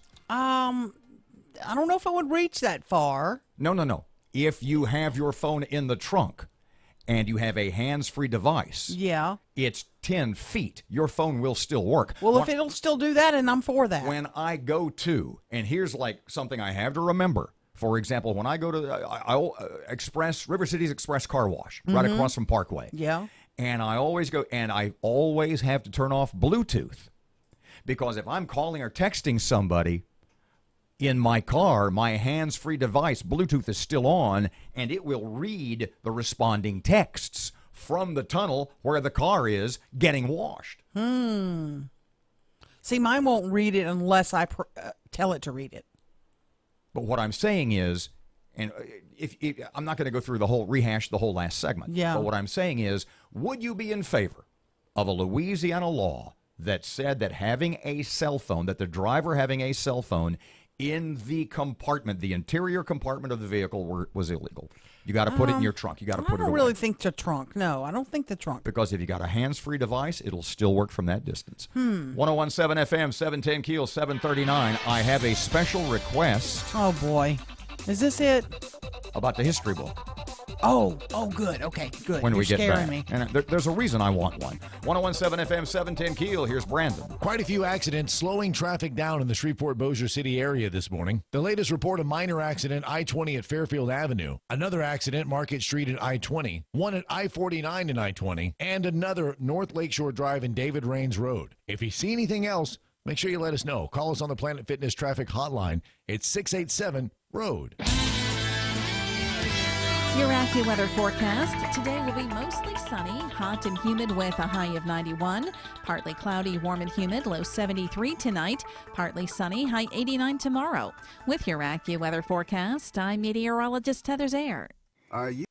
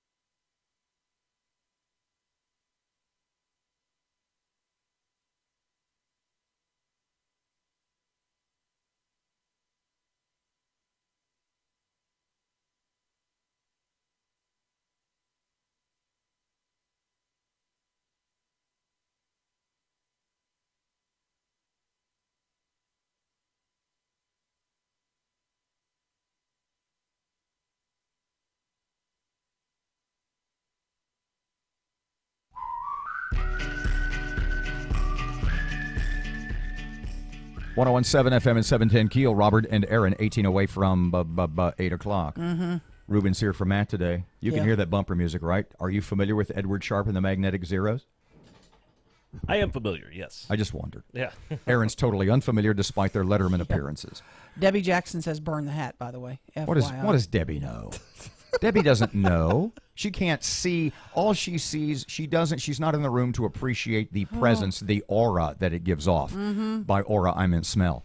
Okay, so I need, and I don't know how we can get this. Erin can practically, if you've ever seen the movie, is it Operation Petticoat? I forget, but it's based, I forget, but it's Tony Curtis, and he's this guy in the Navy, and he's that sort of hustler guy. He runs the PX. He can get anything for anybody, even in wartime. That's basically Erin. Okay.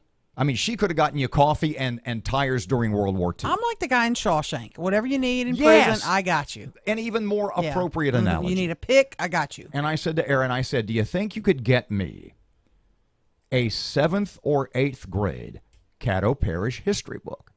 Because I just like to read, and I'd like to see what's in there. She said, I think I have one at home. And I said, not one of your son's old ones from like 2000. What year were your kids in like 8th grade, 7th grade? 2008, 2006. No, I want one that is present day. Okay. And I just want to see what's in there. I want to see what it says about the Constitution. Right. And the Founding Fathers and the Revolutionary War. If you have a history book that's pretty current. You just need it for a couple of days. You can text us. The Shreveport Security Systems text line, 318-392-1884. Yeah, text us. And let us know you have one. We'll hook something up. Yeah, if you can drop it off, you know what? I'll give you some Revel tickets. You know, there's a reason for that, and I'll tell you what it is. Mm-hmm. Because I'm the oldest one that works here by, what is it, like 7 or 8, maybe 10 years. I think it's closer to 30, but Dusty's middle 50s, 56 or 57. Yeah. Rick is around 60 or 61. Is he really? Yeah. I'm 66, so I'm the oldest one. Wow. And the point being, so I was talking to, and there are the vast majority of people who work here are not only under 40. They're youngins, yeah. They're under 30. And I was talking to one of them yesterday, and they brought up, and I don't know how we got off on this, but it had to do basically with World War II. Mm-hmm. And they circuitously mentioned, ready for this one? This will piss you off. Mm-hmm. Pardon me. I just don't see how we could have dropped the atomic bomb on Japan and murdered all those people. I remember how we started it because we were talking about Vietnam and the draft and how... I'm going to stand up and scream here.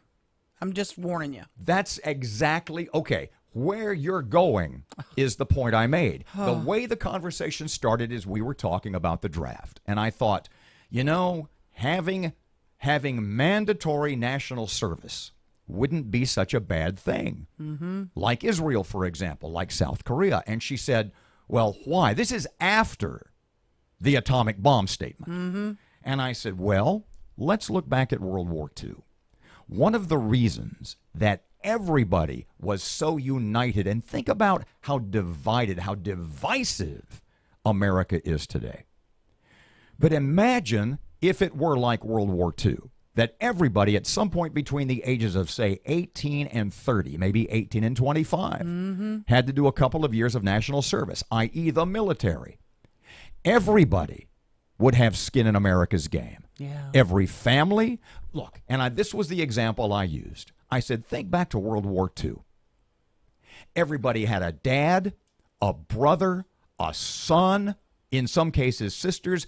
Everybody had a family member, a neighbor, a loved one who was defending and fighting for America. Yes. And because of that, the unifying cry, if you will, was, we need to end this. Bring our boys home. As soon as we can, by whatever means necessary. William Sherman, General Sherman, at the beginning of the Civil War, said to Lincoln, they were having dinner, and this is, a Shelby Foote book. And Grant and Sherman are having dinner with Lincoln. And Sherman's line is, Mr. President, war is an awful business. And the more awful it is, the sooner it's over. And I said to, I shan't mention her name, I said, imagine 1943 or 44, and everybody on your street has a husband, a brother, sons, Saving Private Ryan, who are fighting overseas against nations that wanted to rule the world. And wanted to kill anyone that would stop them. And I said, all they want is to have their sons, their husbands, their fathers, their brothers home. And I said, Erin's father won the Bronze Star on Okinawa. And that was as bloody a battle of World War II as there was. Absolutely. And as the United States, specifically President Truman, the Joint Chiefs, all the generals, considered an invasion of Japan, a manned invasion of Japan. My dad would have been right there. The minimum estimates of Americans to be killed were in the range of 50,000. I'm just going to tell you right now, Robert, and I hate to even vocalize this because it doesn't come to my mind very often, but if we did not drop the bombs, I can, with pretty much certainty, tell you that I would not be here. That your father would have been part of the invasion force. He would have stayed there longer, which meant he may not have met my mother. I mean, he may have been killed. A whole lot of stuff. The point is, I wouldn't be here, and there are thousands and millions of us in the same situation. And the point I made to that young lady yesterday was, to all the Americans that had skin in the game, brothers, husbands, sons, you know what that war was about? Winning. Yeah.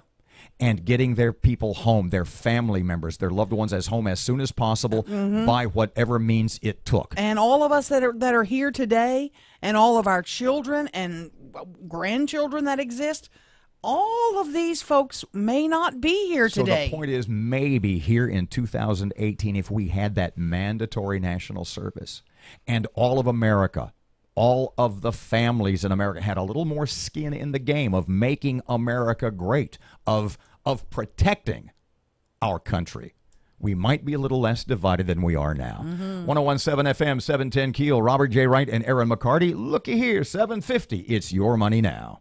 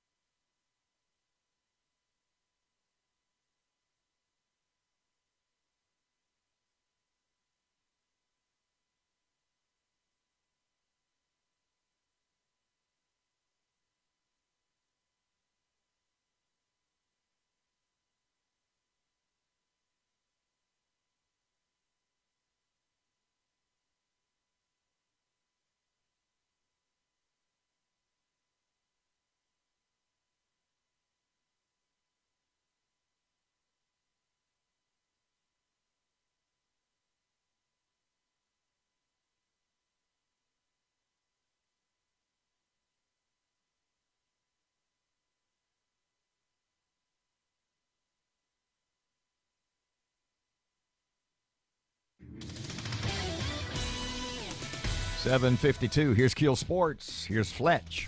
Good morning from the sports desk of 1130 The Tiger. This is Tim Fletcher. Colorado won the longest win or go home postseason game in Major League Baseball history, topping the Cubs 2-1 in 13 innings on Tuesday night, Wednesday morning, to win the National League wildcard game. Rockies' backup catcher Tony Walters singled in Trevor Story with 2 outs in the top of the 13th off Kyle Hendricks, the third starting pitcher used by Cubs manager Joe Maddon. Scott Oberg struck out the side in the bottom of the 13th to pick up the win. Colorado will now face Milwaukee in the National League Division Series starting Thursday. Tonight, Oakland visits the Yankees in the American League wildcard game. LSU starting center Lloyd Cushenberry practiced Tuesday afternoon after Ed Orgeron announced earlier in the day that Cushenberry will play Saturday against Florida. On Monday, Orgeron had basically said Cushenberry was questionable for the game. Left tackle Sadiq Charles is also expected to play Saturday after missing the last 2 games with an injury. Former Gators coach Steve Spurrier, former Tigers coach Les Miles have a friendly wager on the game. If Florida wins, Les has to wear Spurrier's visor. If LSU wins, Spurrier's going to eat some of Les's grass. From the sports desk of 1130 The Tiger, this is Tim Fletcher.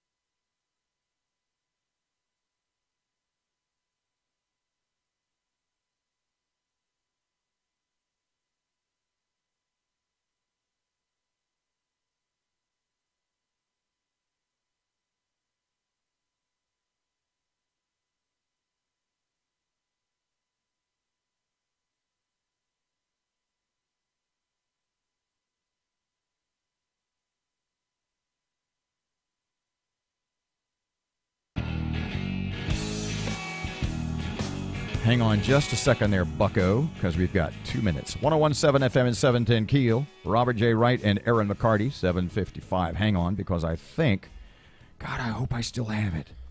Because it was one of those things.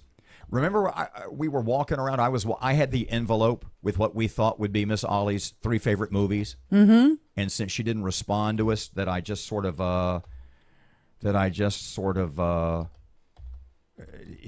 we all guessed and put it in an envelope. And I still have the envelope, and I was thinking about throwing it away. Hold off on that. Do you still have her email from a couple of days ago about why she was not going to come in? I have her text. That's the one I wanted. She didn't say she was not going to come in. No. Read that and then update us with what you just received. Okay, just so got something from her. This is from a couple of days ago. Yeah. About coming in, why she was not part of the candidates, the 4 candidates, why she was the only one missing. Right. She says, she texted me, I will let you know if I should take advantage of that opportunity. Since we did a mayoral forum on your show, I'm trying to get to many other groups who have made requests.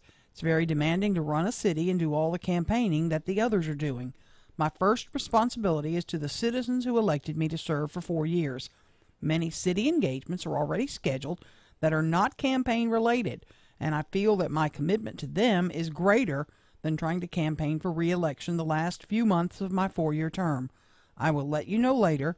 Thanks for inviting me to appear on your radio show again. Ollie Tyler. And I had snarkily made the statement, sounds to me like a woman that knows she's 10 points ahead, which, according to the polls, she close to is. Well, I have emailed and called, and I actually Facebook messaged the campaign on Friday. When did you get this morning? I just got this at 5:41 this morning.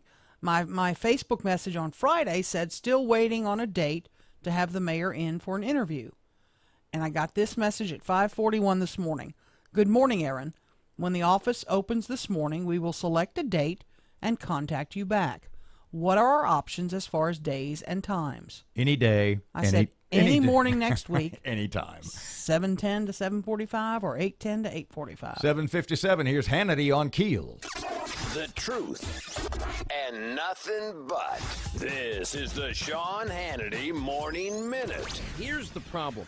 We now have at least a party and people supporting a party that believes in guilt by accusation, that believes that or has abandoned any principle of due process, that has abandoned any presumption of innocence. In other words, they have abandoned every constitutional, foundational, literally process that America has held up until now. And you might say, well, Hannity, this isn't a legal matter. Well, the same rules apply. It is applicable. Does that mean just because it's not in court, you just assume that wild allegations about gang rape, keeping you on the straight path. Later today, it's the Sean Hannity Show.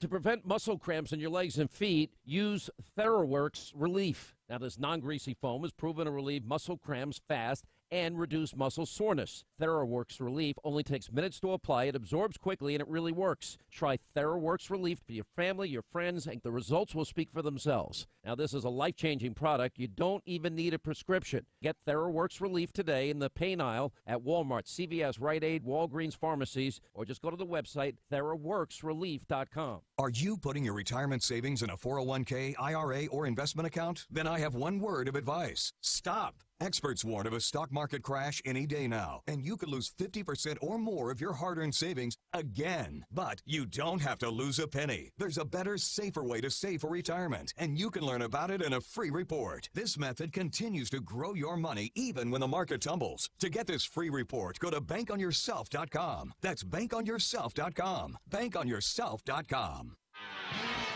Quite a few accidents slowing traffic down in the Shreveport-Bossier City area this morning. The latest report, a minor accident, I-20 at Fairfield Avenue. Another accident, Market Street at I-20. One at I-49 and I-20. And another, North Lakeshore Drive and David Rains Road. If you see anything else, make sure you let us know. Call us on the Planet Fitness Traffic Hotline. It's 687-ROAD. Right now it is 71 degrees, 101.7 FM, 710 KEEL, and the KEEL app. It's 8 o'clock. Here's Fox News. Breaking news and trending talk. This is 101.7 FM and 710 KEEL. KEEL, Shreveport.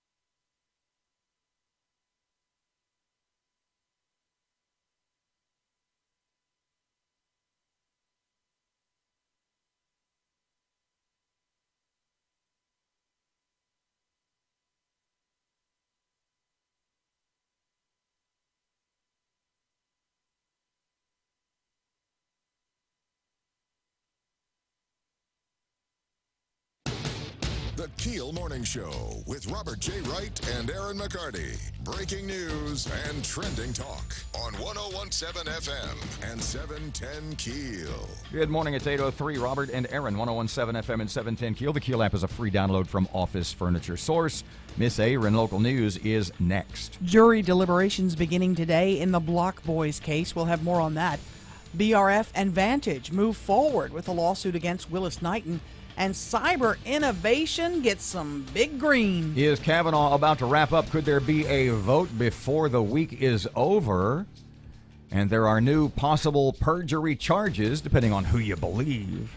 We'll talk about that in just a couple of seconds. And I got to tell you, the only place I've ever seen anything about an emergency message from the president at 1 o'clock or whatever it happens to be. Is it a scam? The only place I've ever seen that is Facebook.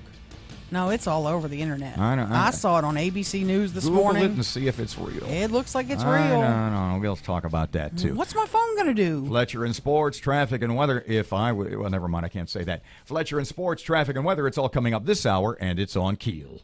This is Dalton Gould inviting you.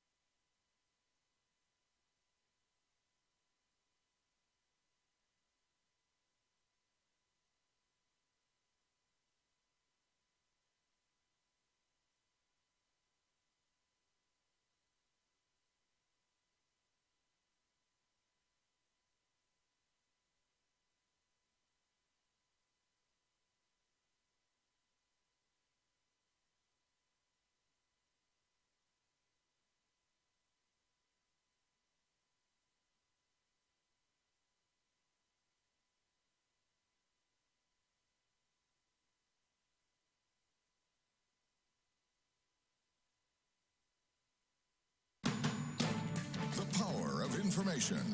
KEEL News now. A federal jury will begin deliberations on the Block Boys today. We get more on that from Reuben Wright. Attorneys wrapped up closing arguments Tuesday on the many charges the Block Boys are facing. Charges include conspiring to sell guns and drugs as well as racketeering. The jury will begin the task of weighing these charges today. If charged with racketeering, they could face a 20-year sentence. Throughout the trial, the defense has claimed that the Block Boys are not a gang but a group of friends and family who acted out the crimes individually. From 101.7 FM and 710 KEEL, I'm Reuben Wright. The Cyber Innovation Center of Bossier gets a huge grant, a total of $21.5 million given to Cyber Innovation of Bossier to help expand their technology program. The grant was given by the Department of Homeland Security. The money is going to help with the computer science courses and professional development. BRF and Vantage moving forward with a lawsuit against Willis Knighton. The suit was filed back in 2015. It claims that Willis Knighton and LSU hospitals conspired against the former University Health Hospital and BRF by siphoning its commercially insured patients. Statewide insurer Vantage claims Willis Knighton locked them out of the Shreveport market. The suit will be moving forward this week, and though LSU is not being sued, they are mentioned in the case several times. Secretary of State Kyle Ardoin encouraging people to register to vote online due to a voter registration scam going around. Several states have gotten calls from people impersonating an organization that provides assistance with voter registration. The scam comes as voter registration deadlines for the November 6th open primary draw closer. Speaking of calls, at 1:18 today, most phones in the state will begin emitting a nice shrill screech that will announce the beginning of the first ever wireless emergency alert test. The new system will allow local, state, or federal authorities to broadcast emergency messages directly to your phone. Assistant Deputy Director of Preparedness Chris Gilbo says up until now that's been reserved for EAS tests. What we have not done up until now is a wireless emergency alert. That's that weird noise your cell phone puts out when an alert goes off. The message will be labeled as a presidential alert. Senator John Kennedy is bringing forward a bill to prevent banks from discriminating against companies based on the company's position on social issues like gun control. The State Bond Commission recently decided not to do business with banks that cut capital for gun manufacturers.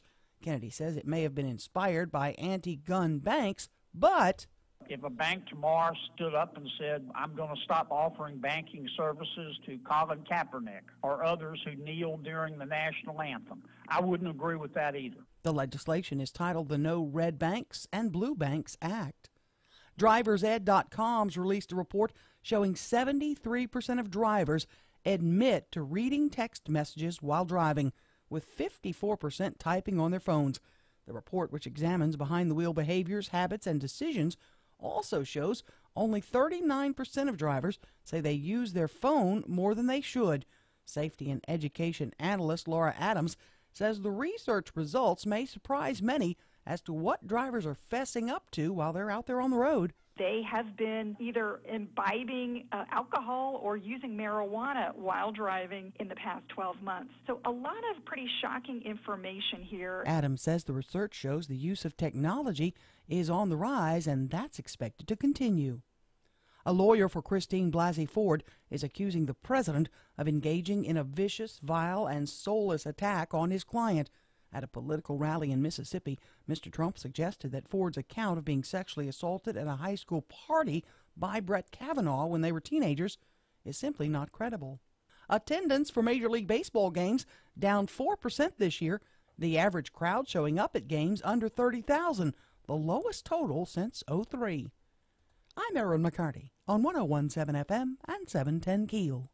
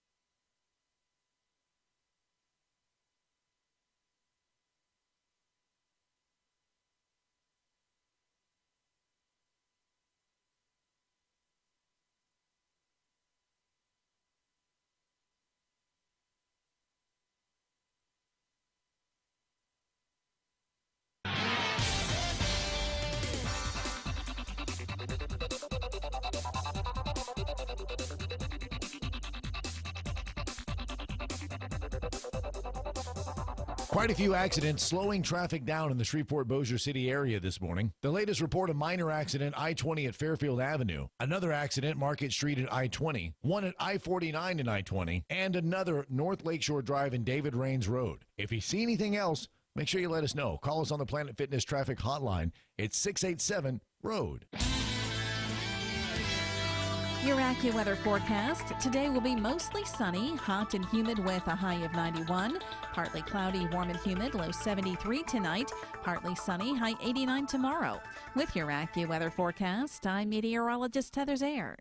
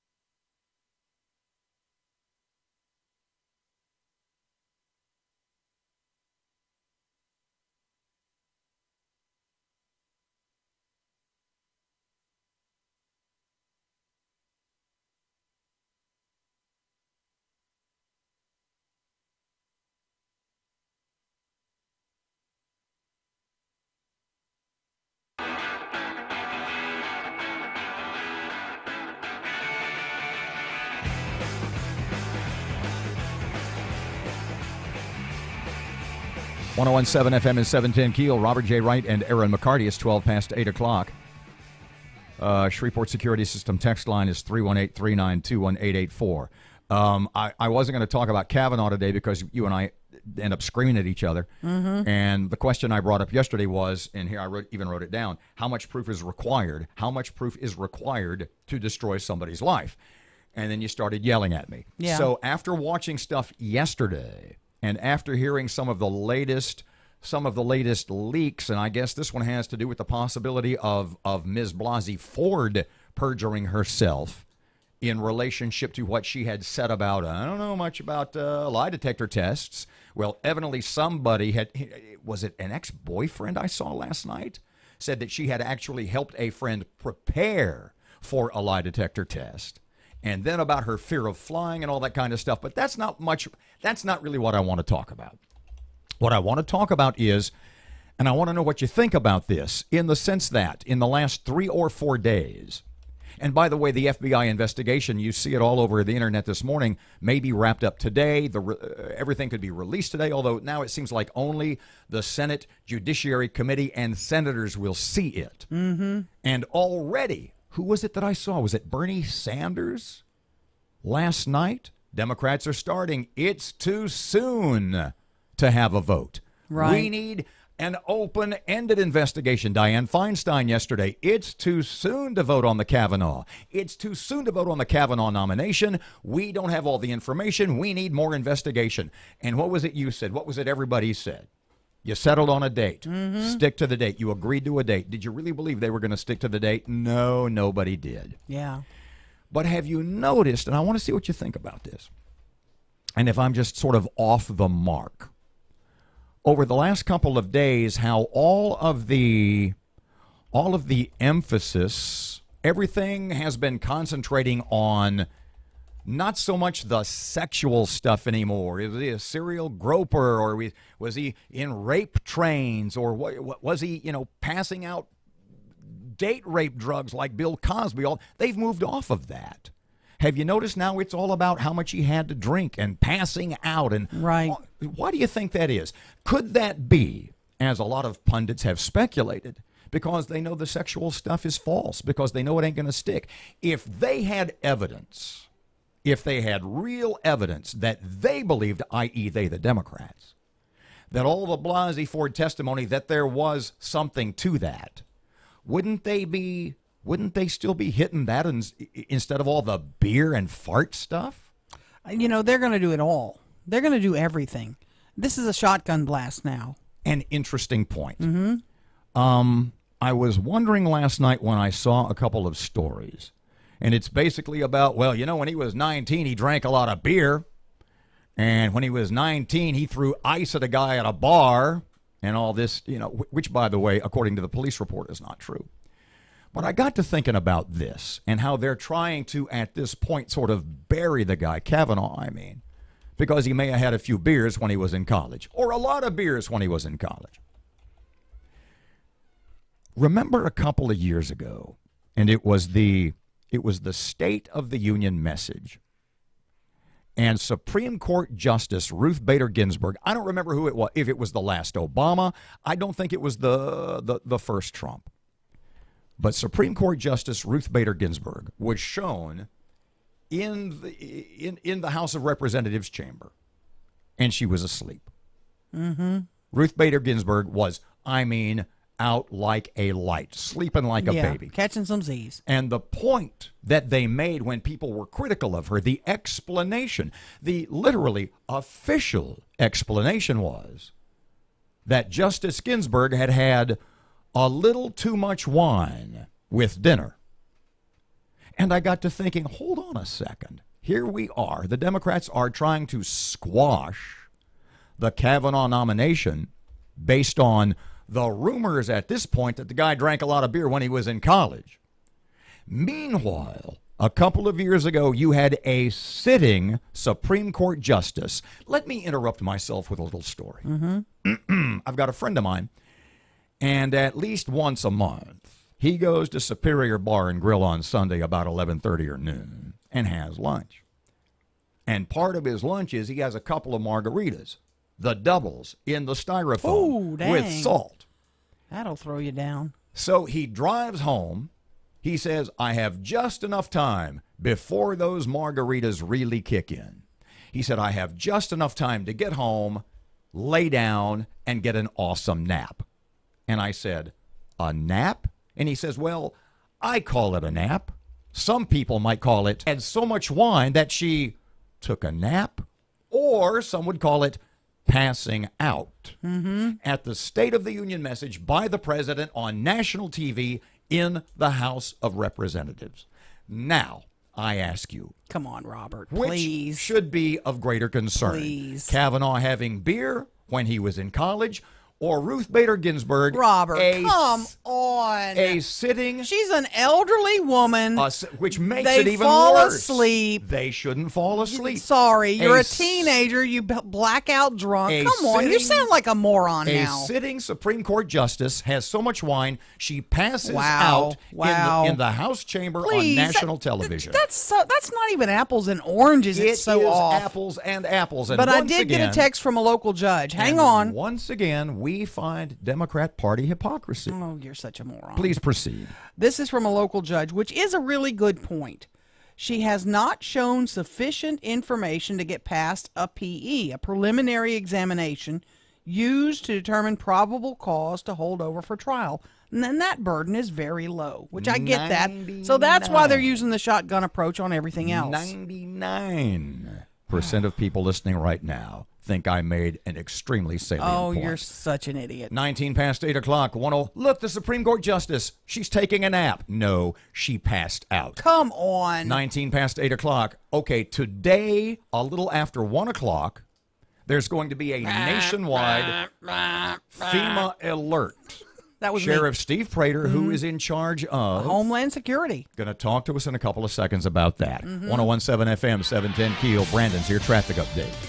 Cleanup continues after a major accident at North Lakeshore Drive and David Rains Road in Shreveport, slowing traffic down there, as well as several minor accidents that might be in your way this morning. I-20 at Fairfield Avenue, I-20 at Spring Street, I-20 at Jewella, and Burt Coons at Linwood Avenue. If you see anything else, make sure you let us know by calling us on the Planet Fitness Traffic Hotline. That's 687-ROAD.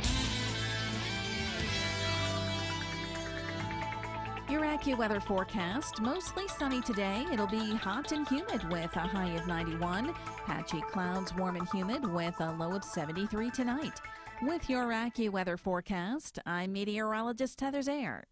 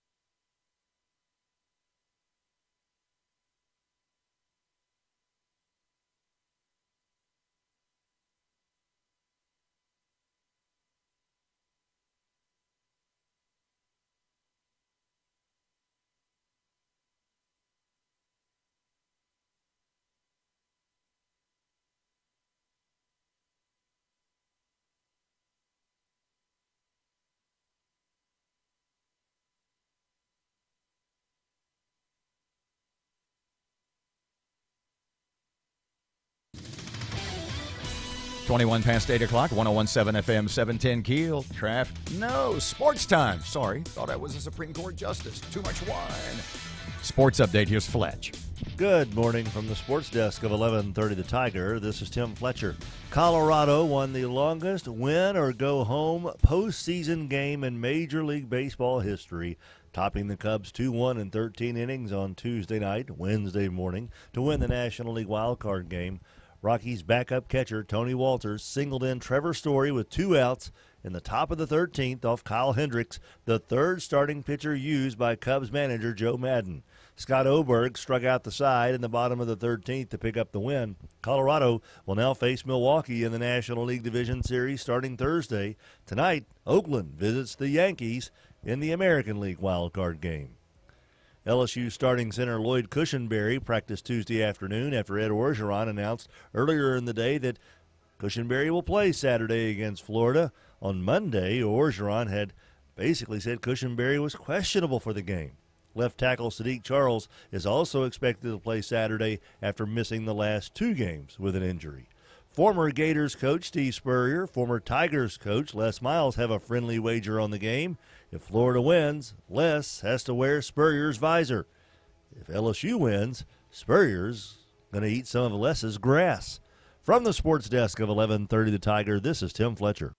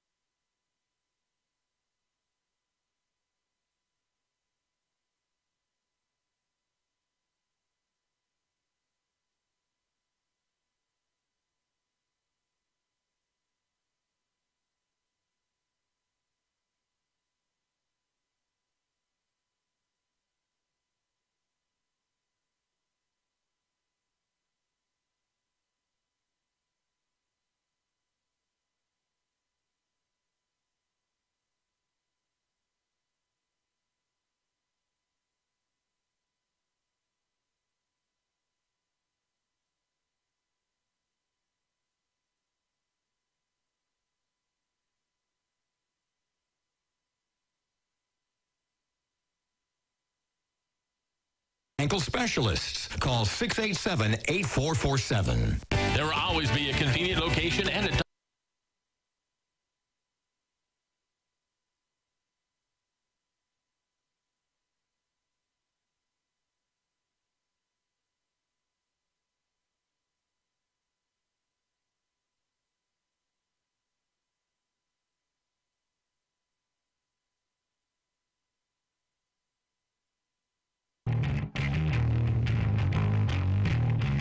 1017 FM and 710 Keel. Robert J. This is an awesome day. 1017 FM and 710 Keel. Robert J. Wright and Erin McCarty, 25 past 8 o'clock. Keel app is a free download presented by Office Furniture Source.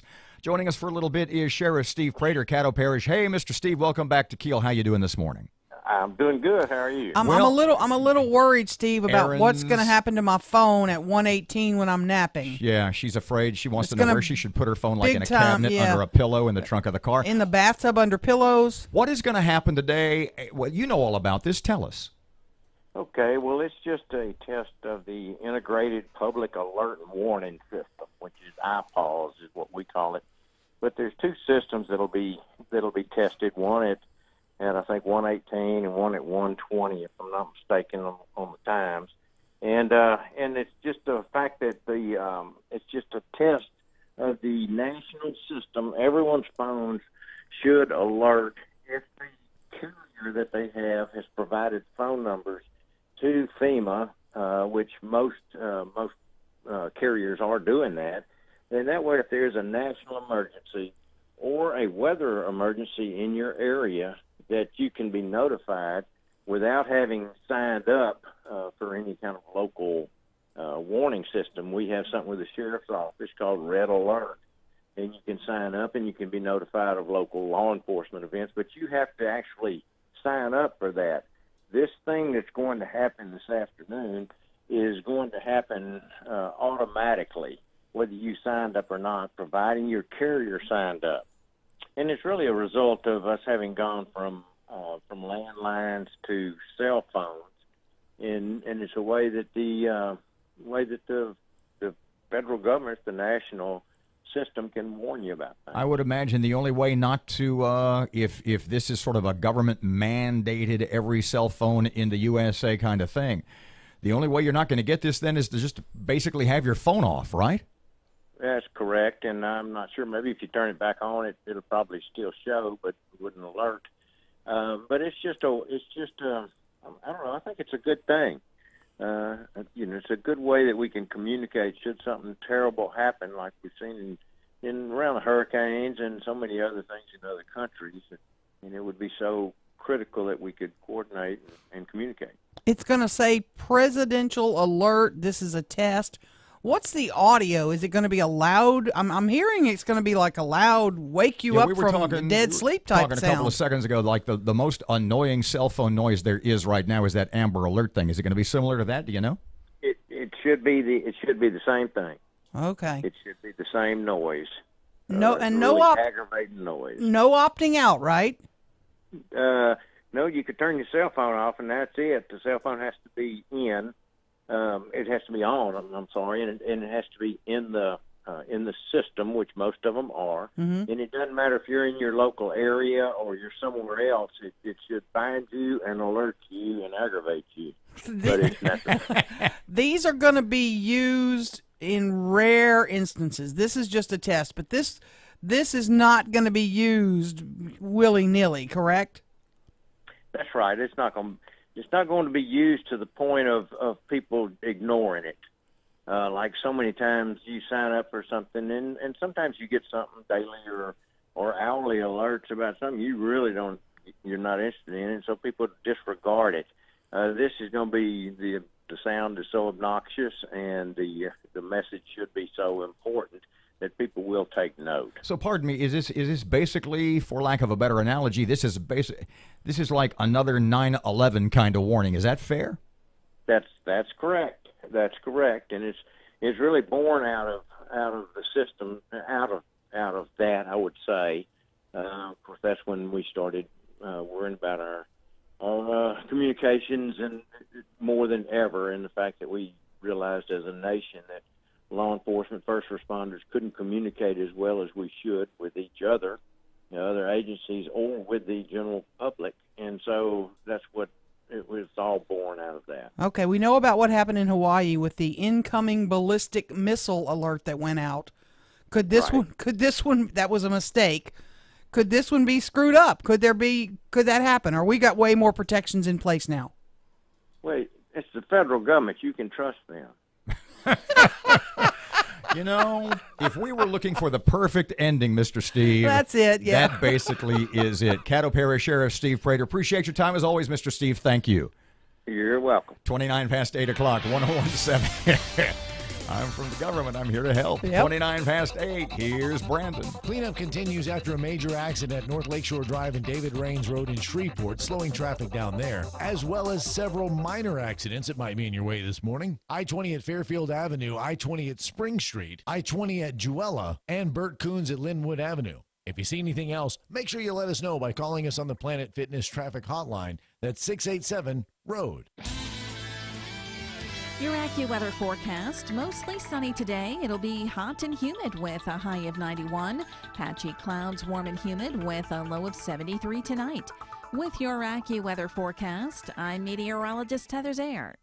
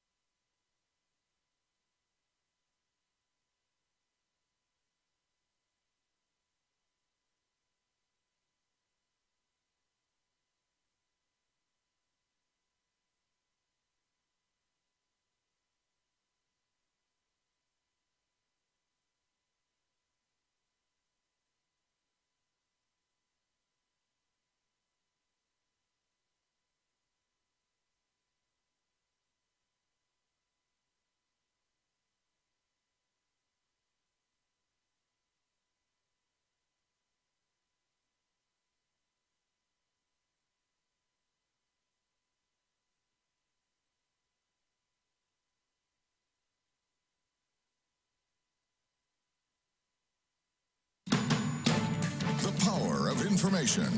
KEEL News now. Touting his economic achievements and other accomplishments of his administration, President Trump was in Mississippi speaking to supporters, telling them to get out and vote. The president also appeared to take shots at the accusers of his Supreme Court nominee, Judge Brett Kavanaugh, saying the allegations made against him have ruined his personal and professional reputation. What he's going through 36 years ago, this happened. I had one beer, right? I had one beer. Well, do you think it was? Nope, it was one beer. Oh, good. How did you get home? I don't remember. How'd you get there? I don't remember. Where is the place? I don't remember. How many years ago was it? I don't know. I don't know. I don't know. What neighborhood was it in? I don't know. Where's the house? I don't know. Upstairs, downstairs, where was it? I don't know. But I had one beer. That's the only thing I remember. A lawyer for Christine Blasey Ford is now accusing the president of engaging in a vicious, vile, and soulless attack. A federal jury to begin deliberations in the Block Boys case today. Attorneys wrapped up closing arguments on the many charges the men are facing. Those include conspiring to sell guns and drugs, as well as racketeering. The Cyber Innovation Center of Bossier gets a huge grant. Reuben Wright with that. A total of $21.5 million was given as a grant to the Cyber Innovation Center of Bossier City to help expand their technology program. The grant was given by the Department of Homeland Security, and the money is going to help with the computer science courses and professional development. The Cyber Innovation Center is hoping to grow from 12,000 teachers nationwide to 60,000 in the next 5 years. From 101.7 FM and 710 KEEL, I'm Reuben Wright. BRF and Vantage moving forward with a lawsuit against Willis Knighton. The suit, filed back in 2015, claims Willis Knighton and LSU hospitals conspired against the former University Health Hospital and BRF by siphoning off its commercially insured patients. A Houston girl suing Facebook, charging that the social media giant failed to stop facilitating human trafficking on its website. The 16-year-old is identified as a sex trafficking victim first friended by another Facebook user, making false promises, offering money. That predator moving in, the girl's attorney, Annie McAdams, says when her client got into an argument with her mother. It goes back to Facebook being in every one of our homes. These predators are able to reach in and contact our children directly. McAdams says the lawsuit could be the first of many that target social media companies. Secretary of State Kyle Ardoin encouraging people to register to vote online due to a registration scam going around. Several states have gotten calls from people impersonating an organization that provides assistance with voter registration. You'll likely get a text message on your phone at 1:18 this afternoon. It is a FEMA message. It'll be sent out as a presidential alert. Again, it is just a test of the system. So far, through 5 games, LSU quarterback Joe Burrow has yet to throw an interception. Burrow says he credits his preparation for that every Saturday. When you know what you're seeing and you can see it before it happens, you know where to go with the ball, it really helps you to not throw interceptions. You have to get a little lucky, too. Guys drop one every once in a while. Receivers make plays for you when you throw it, when you take risks like Derek did against Auburn. And we've had a lot of guys making plays in contested situations. The Tigers are 5-0, ranked 5th in the country, heading into Saturday's SEC showdown with Florida in the Swamp. I'm Erin McCarty on 101.7 FM and 710 KEEL.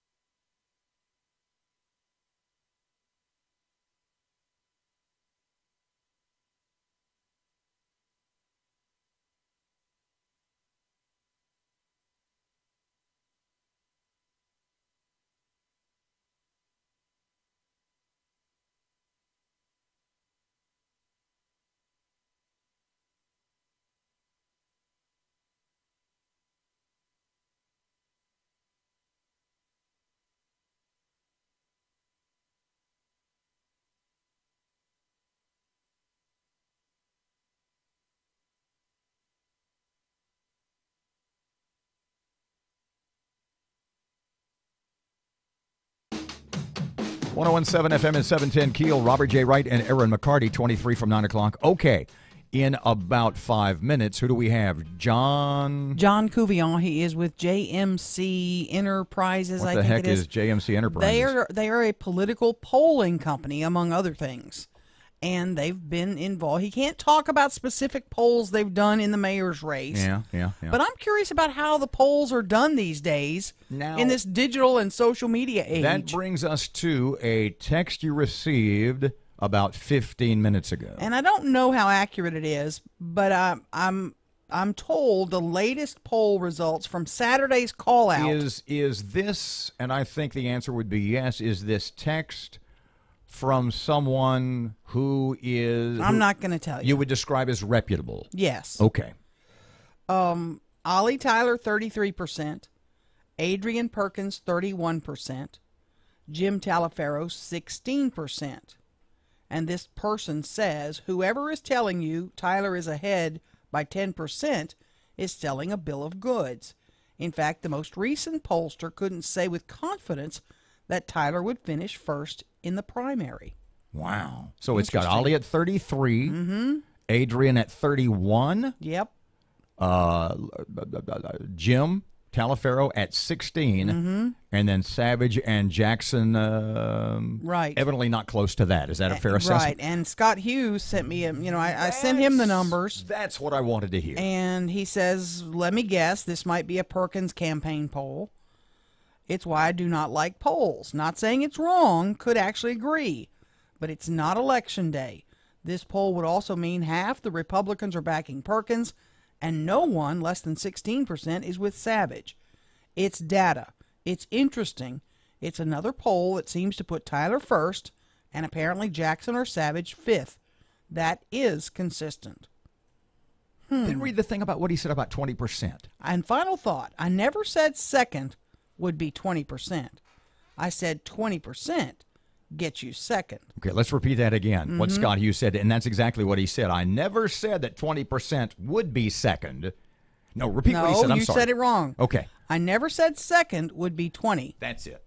I said 20 gets you second. So once again, 31 is more than 20. Yeah. Second place. So right now, if this poll is accurate, and Scott sort of projected that it may be a Perkins campaign poll, I would text Adrian and ask if he's doing a poll. Yeah. The point being, Tyler 33, Perkins 31, Talaferro 16. Yes. And everybody else. And then the rest, yeah. 1017 FM, 710 Keel. How on earth do those things work? The polls, I mean. The guy's name is John Couvillon, and he is from JMC Enterprises, a polling organization, and he is coming up next. Traffic update right now. Here's Ruben on KEEL. Cleanup continues after a major accident at North Lakeshore Drive and David Rains Road in Shreveport, slowing traffic down there, as well as several minor accidents that might be in your way this morning. I-20 at Fairfield Avenue, I-20 at Spring Street, I-20 at Jewella, and Burt Coons at Linwood Avenue. If you see anything else, make sure you let us know by calling us on the Planet Fitness traffic hotline. That's 687-ROAD. Your AccuWeather forecast, mostly sunny today. It'll be hot and humid with a high of 91. Patchy clouds, warm and humid with a low of 73 tonight. With your AccuWeather forecast, I'm meteorologist Heather Zayer.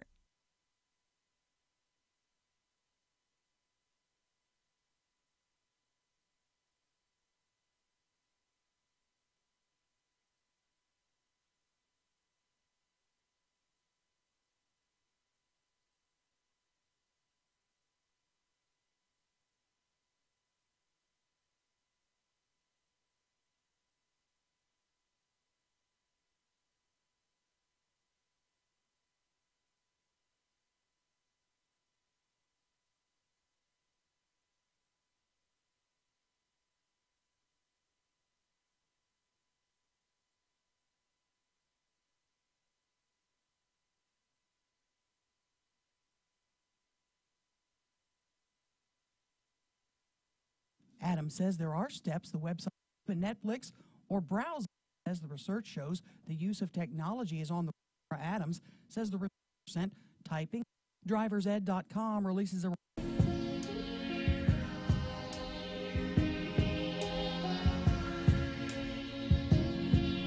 842, it's 1017 FM, 710 KEEL. Robert J. Wright and Erin McCarty. That KEEL app, a free download from Office Furniture Source. Mr. John Cuvion is with JMC Enterprises, a polling company. Hey, Mr. John, welcome to KEEL. How are you today? It's good to be here this morning. As we begin our chat this morning, you had mentioned in an email or two to Erin that there are certain areas that, for professional reasons, that you can't get into. So if we cross that line, if we ask you something, we apologize in advance because we kind of get caught up in things. Just say, no, I can't go there. Or if you'd like to make the noise that your cell phone's going to make when the presidential alert comes down this afternoon, that'll be fine too. John, you guys are a polling company. You do research for, I'm sure, way more than just elections. What is the purpose of JMC Enterprises of Louisiana? So basically what I do, which I/my company do, is I'm a polling and a data analytics firm. So in addition to polling, which I have done in 28 states so far, I also have been working on campaigns in the past where I analyze data, I provide strategy, provide consultation to clients, and so forth from a numerical perspective as opposed to, say, being a media person. Okay. A lot of people called and texted me because we've been doing this a long time up here, so I have a lot of my feelers out in the community. Your reach is vast. And saying they got a phone call this weekend, Saturday I think was the day they got, with regard to our mayor's race, and it was asking some interesting questions with regard to comparing the candidates. Is that typically how polling is done? That you want to see how this one matches up against this one, etc. Is that pretty typical? It's one of several different flavors of polling. This particular poll was concerned with the mayor's race and just asking different questions that provide a complete assessment of a candidate's viability. Are you expensive? Do you charge by the question, i.e.? No, I'm kind of serious, Mr. John. I mean, it would seem to me the more information a candidate or a group wants about a specific race or issue, that obviously you're going to charge them more, right? Right. Although I would say the more correct answer, it is correct that the longer you're there out in the field in terms of the length of the question script, the more expensive it is. My attitude is there's a fine line between having too few questions, which means a poll is not informative, or having those god-awful surveys that are 100 questions that keep you on the phone for 15 minutes. Oh, yeah. In my opinion, human fatigue starts to take over when you have a poll that long, and I'm of the opinion they don't really provide any additional value to the client, and I strongly urge clients against that kind of torture. So, thank you, John. I appreciate that. So it's not uncommon for you to tell a candidate in a race who wants to hire you, and he's got all this info, and you kind of go, dude, listen, but you really want to only ask 3 or 4 of those, right? My job as a polling professional is to give a client my best assessment as to what I think are appropriate questions. And, of course, the client pays the bills, so there's always a happy medium between those two extremes. Good answer. I've been sent some of the results from the Saturday poll, and everybody is speculating about who paid for it. He's getting ready to make the noise. You're going to make a funny noise here. You can't tell me who commissioned you for this. I cannot comment publicly on the results. Okay. Since I do not have prior authorization to discuss them. Can you tell me who commissioned you? Can you give us the initials? I'll just say that it was interested citizens who had a checkbook. Well, that sure the hell narrows it down. Do you typically do things for, say, like the Republican Party? Yes. Yeah. Oh, Would you say you have? God, I feel like I'm on a game show from the 50s. Hi, Gene Rayburn here. Do you this is so silly. Do you normally have more Republican polling candidates than Democrats? Yes. Okay. Will you be doing more polling in our mayor's race? The way I look at that is there are several people who have approached me about that topic, and my attitude is if they have the money and a legitimate questionnaire, I'd be certainly happy to entertain such offers. Let me get back to some more nuts and bolts about polling, because I don't have a landline. A lot of people don't have landlines anymore. How are you getting to me? So basically what you have is minor registered voter polls, meaning that the voter registration list is the basis with which I do polls.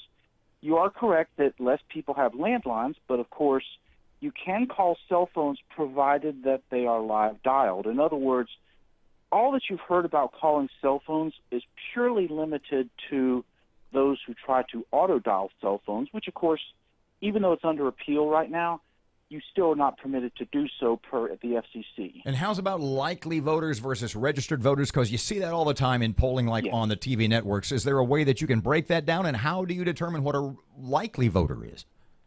That's a very good question. My personal philosophy is registered voters are a waste of time. I prefer to use likely voters. My definition of what is a likely voter is based on a person's voting history. One of the things you've seen, which personally I do not ascribe to, is you have pollsters who actually ask how likely are you to vote in XYZ election. I've learned after a while that people BS that question, as in you typically only have 5 to 10% of the people who say they're not planning to vote, and I've never, ever, ever in my life seen 90% voter turnout. So in other words, you don't really screen out that many people. What I think is a truer number when looking at likely voters is looking at that person's prior voting history, not who they voted for, crucial distinction there, but what elections they participated in. John, we're talking to John Couvion with JMC Enterprises Polling of Louisiana. Yeah, has done a poll in the mayor's race. Can't give us the results, and can't tell us who paid for it at this point. Eventually, you can share the results, right? If that information is released publicly, that would be a different matter. But I always take the philosophy that even though it makes me less popular to reporters, that if I'm not authorized to talk about a poll, I typically don't. Okay. A lot of people are skeptical of polls. You know, we've seen it from the presidential race all the way down. They say polls are never right. They're lying to you, John. They're lying to you, John. Right. How much do we trust polls today? A fair amount. However, the key is you have to be wary of polls that are being paid for by people with a particular point of view.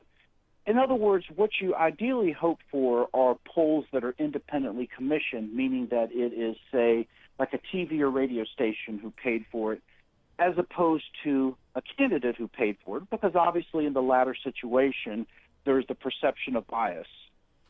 What if I come to you and I say, John, I want you to do a poll that will show candidate A he needs to get out of the race. Can you do a poll that'll show that for me, John? What do you tell that? Can you kind of pardon me, John? Is it a principled poller who will design a question to get a specific result? The way I look at it is, in my opinion, you're doing the client a disservice if you try to do a poll that has a predetermined outcome. And I will not conduct those kinds of polls as a personal and professional principle. Because in my opinion, why should a client be told a false result if you know that something else is going to happen in November? John, in wrapping up, you've been pretty awesome. Can we call you back, dude? You were great. You may. Wonderful. And can you do a poll to see if people like Robert or me better? I think I lose that. Definitely have to be an independent poll. Okay.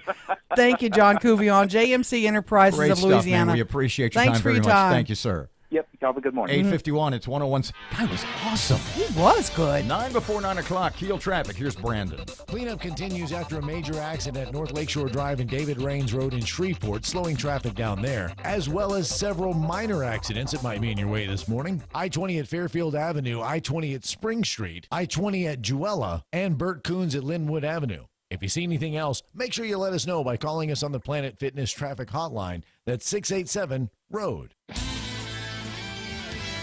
Your AccuWeather forecast, mostly sunny today. It'll be hot and humid with a high of 91. Patchy clouds, warm and humid with a low of 73 tonight.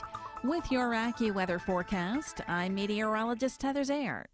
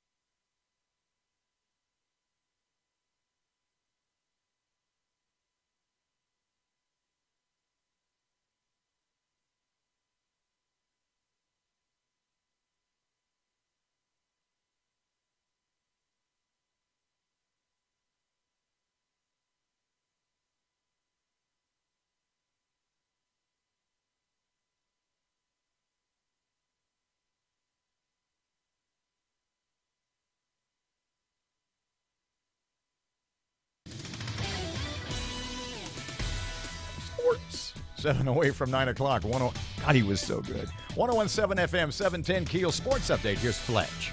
Good morning from the sports desk of 1130 The Tiger. This is Tim Fletcher. Colorado won the longest win-or-go-home postseason game in Major League Baseball history, topping the Cubs 2-1 in 13 innings on Tuesday night, Wednesday morning, to win the National League wildcard game. Rockies' backup catcher, Tony Walters, singled in Trevor Story with 2 outs in the top of the 13th off Kyle Hendricks, the third starting pitcher used by Cubs manager Joe Maddon. Scott Oberg struck out the side in the bottom of the 13th to pick up the win. Colorado will now face Milwaukee in the National League Division Series starting Thursday. Tonight, Oakland visits the Yankees in the American League wildcard game. LSU starting center Lloyd Cushenberry practiced Tuesday afternoon after Ed Orgeron announced earlier in the day that Cushenberry will play Saturday against Florida. On Monday, Orgeron had basically said Cushenberry was questionable for the game. Left tackle Sadiq Charles is also expected to play Saturday after missing the last 2 games with an injury. Former Gators coach Steve Spurrier, former Tigers coach Les Miles have a friendly wager on the game. If Florida wins, Les has to wear Spurrier's visor. If LSU wins, Spurrier's going to eat some of Les's grass. From the sports desk of 1130 The Tiger, this is Tim Fletcher.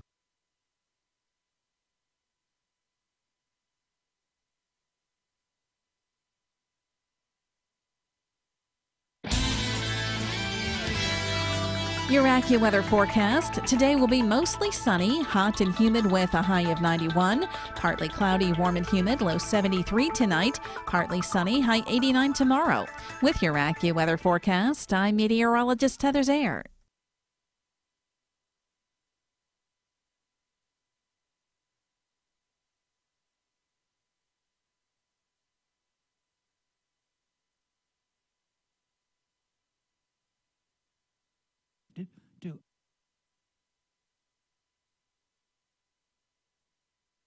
Several people hurt. It was a 2-car crash. 2 adults, 2 children hurt. One had to Ochsner Hospital. 10 Keel, I'm Reuben Wright.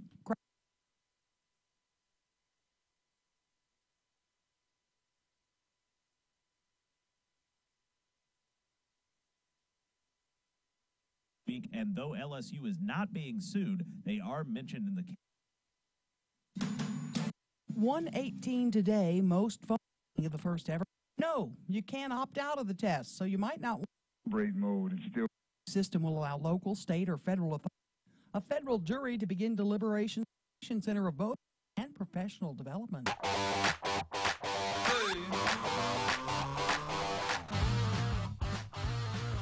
The voting on my head is that I should set fire to it. Yeah, please set fire to it. It's got to go, I'm going to get an East Texas school to do it for me before a football game. Oh. 101.7 FM, 710. Got to go. 101.7 FM, 710 Keel. Robert and Erin back tomorrow morning, 6 till 9. Here's Kim Commando. Today is the day that our government is supposed to test the National Wireless Emergency Alert System. It's also the day that clever scammers and insidious hackers will try to take advantage of you, too. Kim Commando with your Wednesday Consumer Tech Update.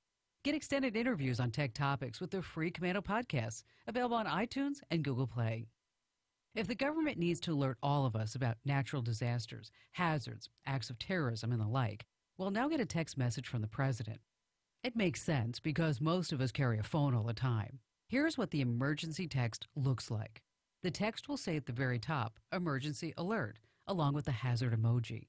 So anytime anything of substance happens in the news, scammers and hackers know that victims are ripe for the picking.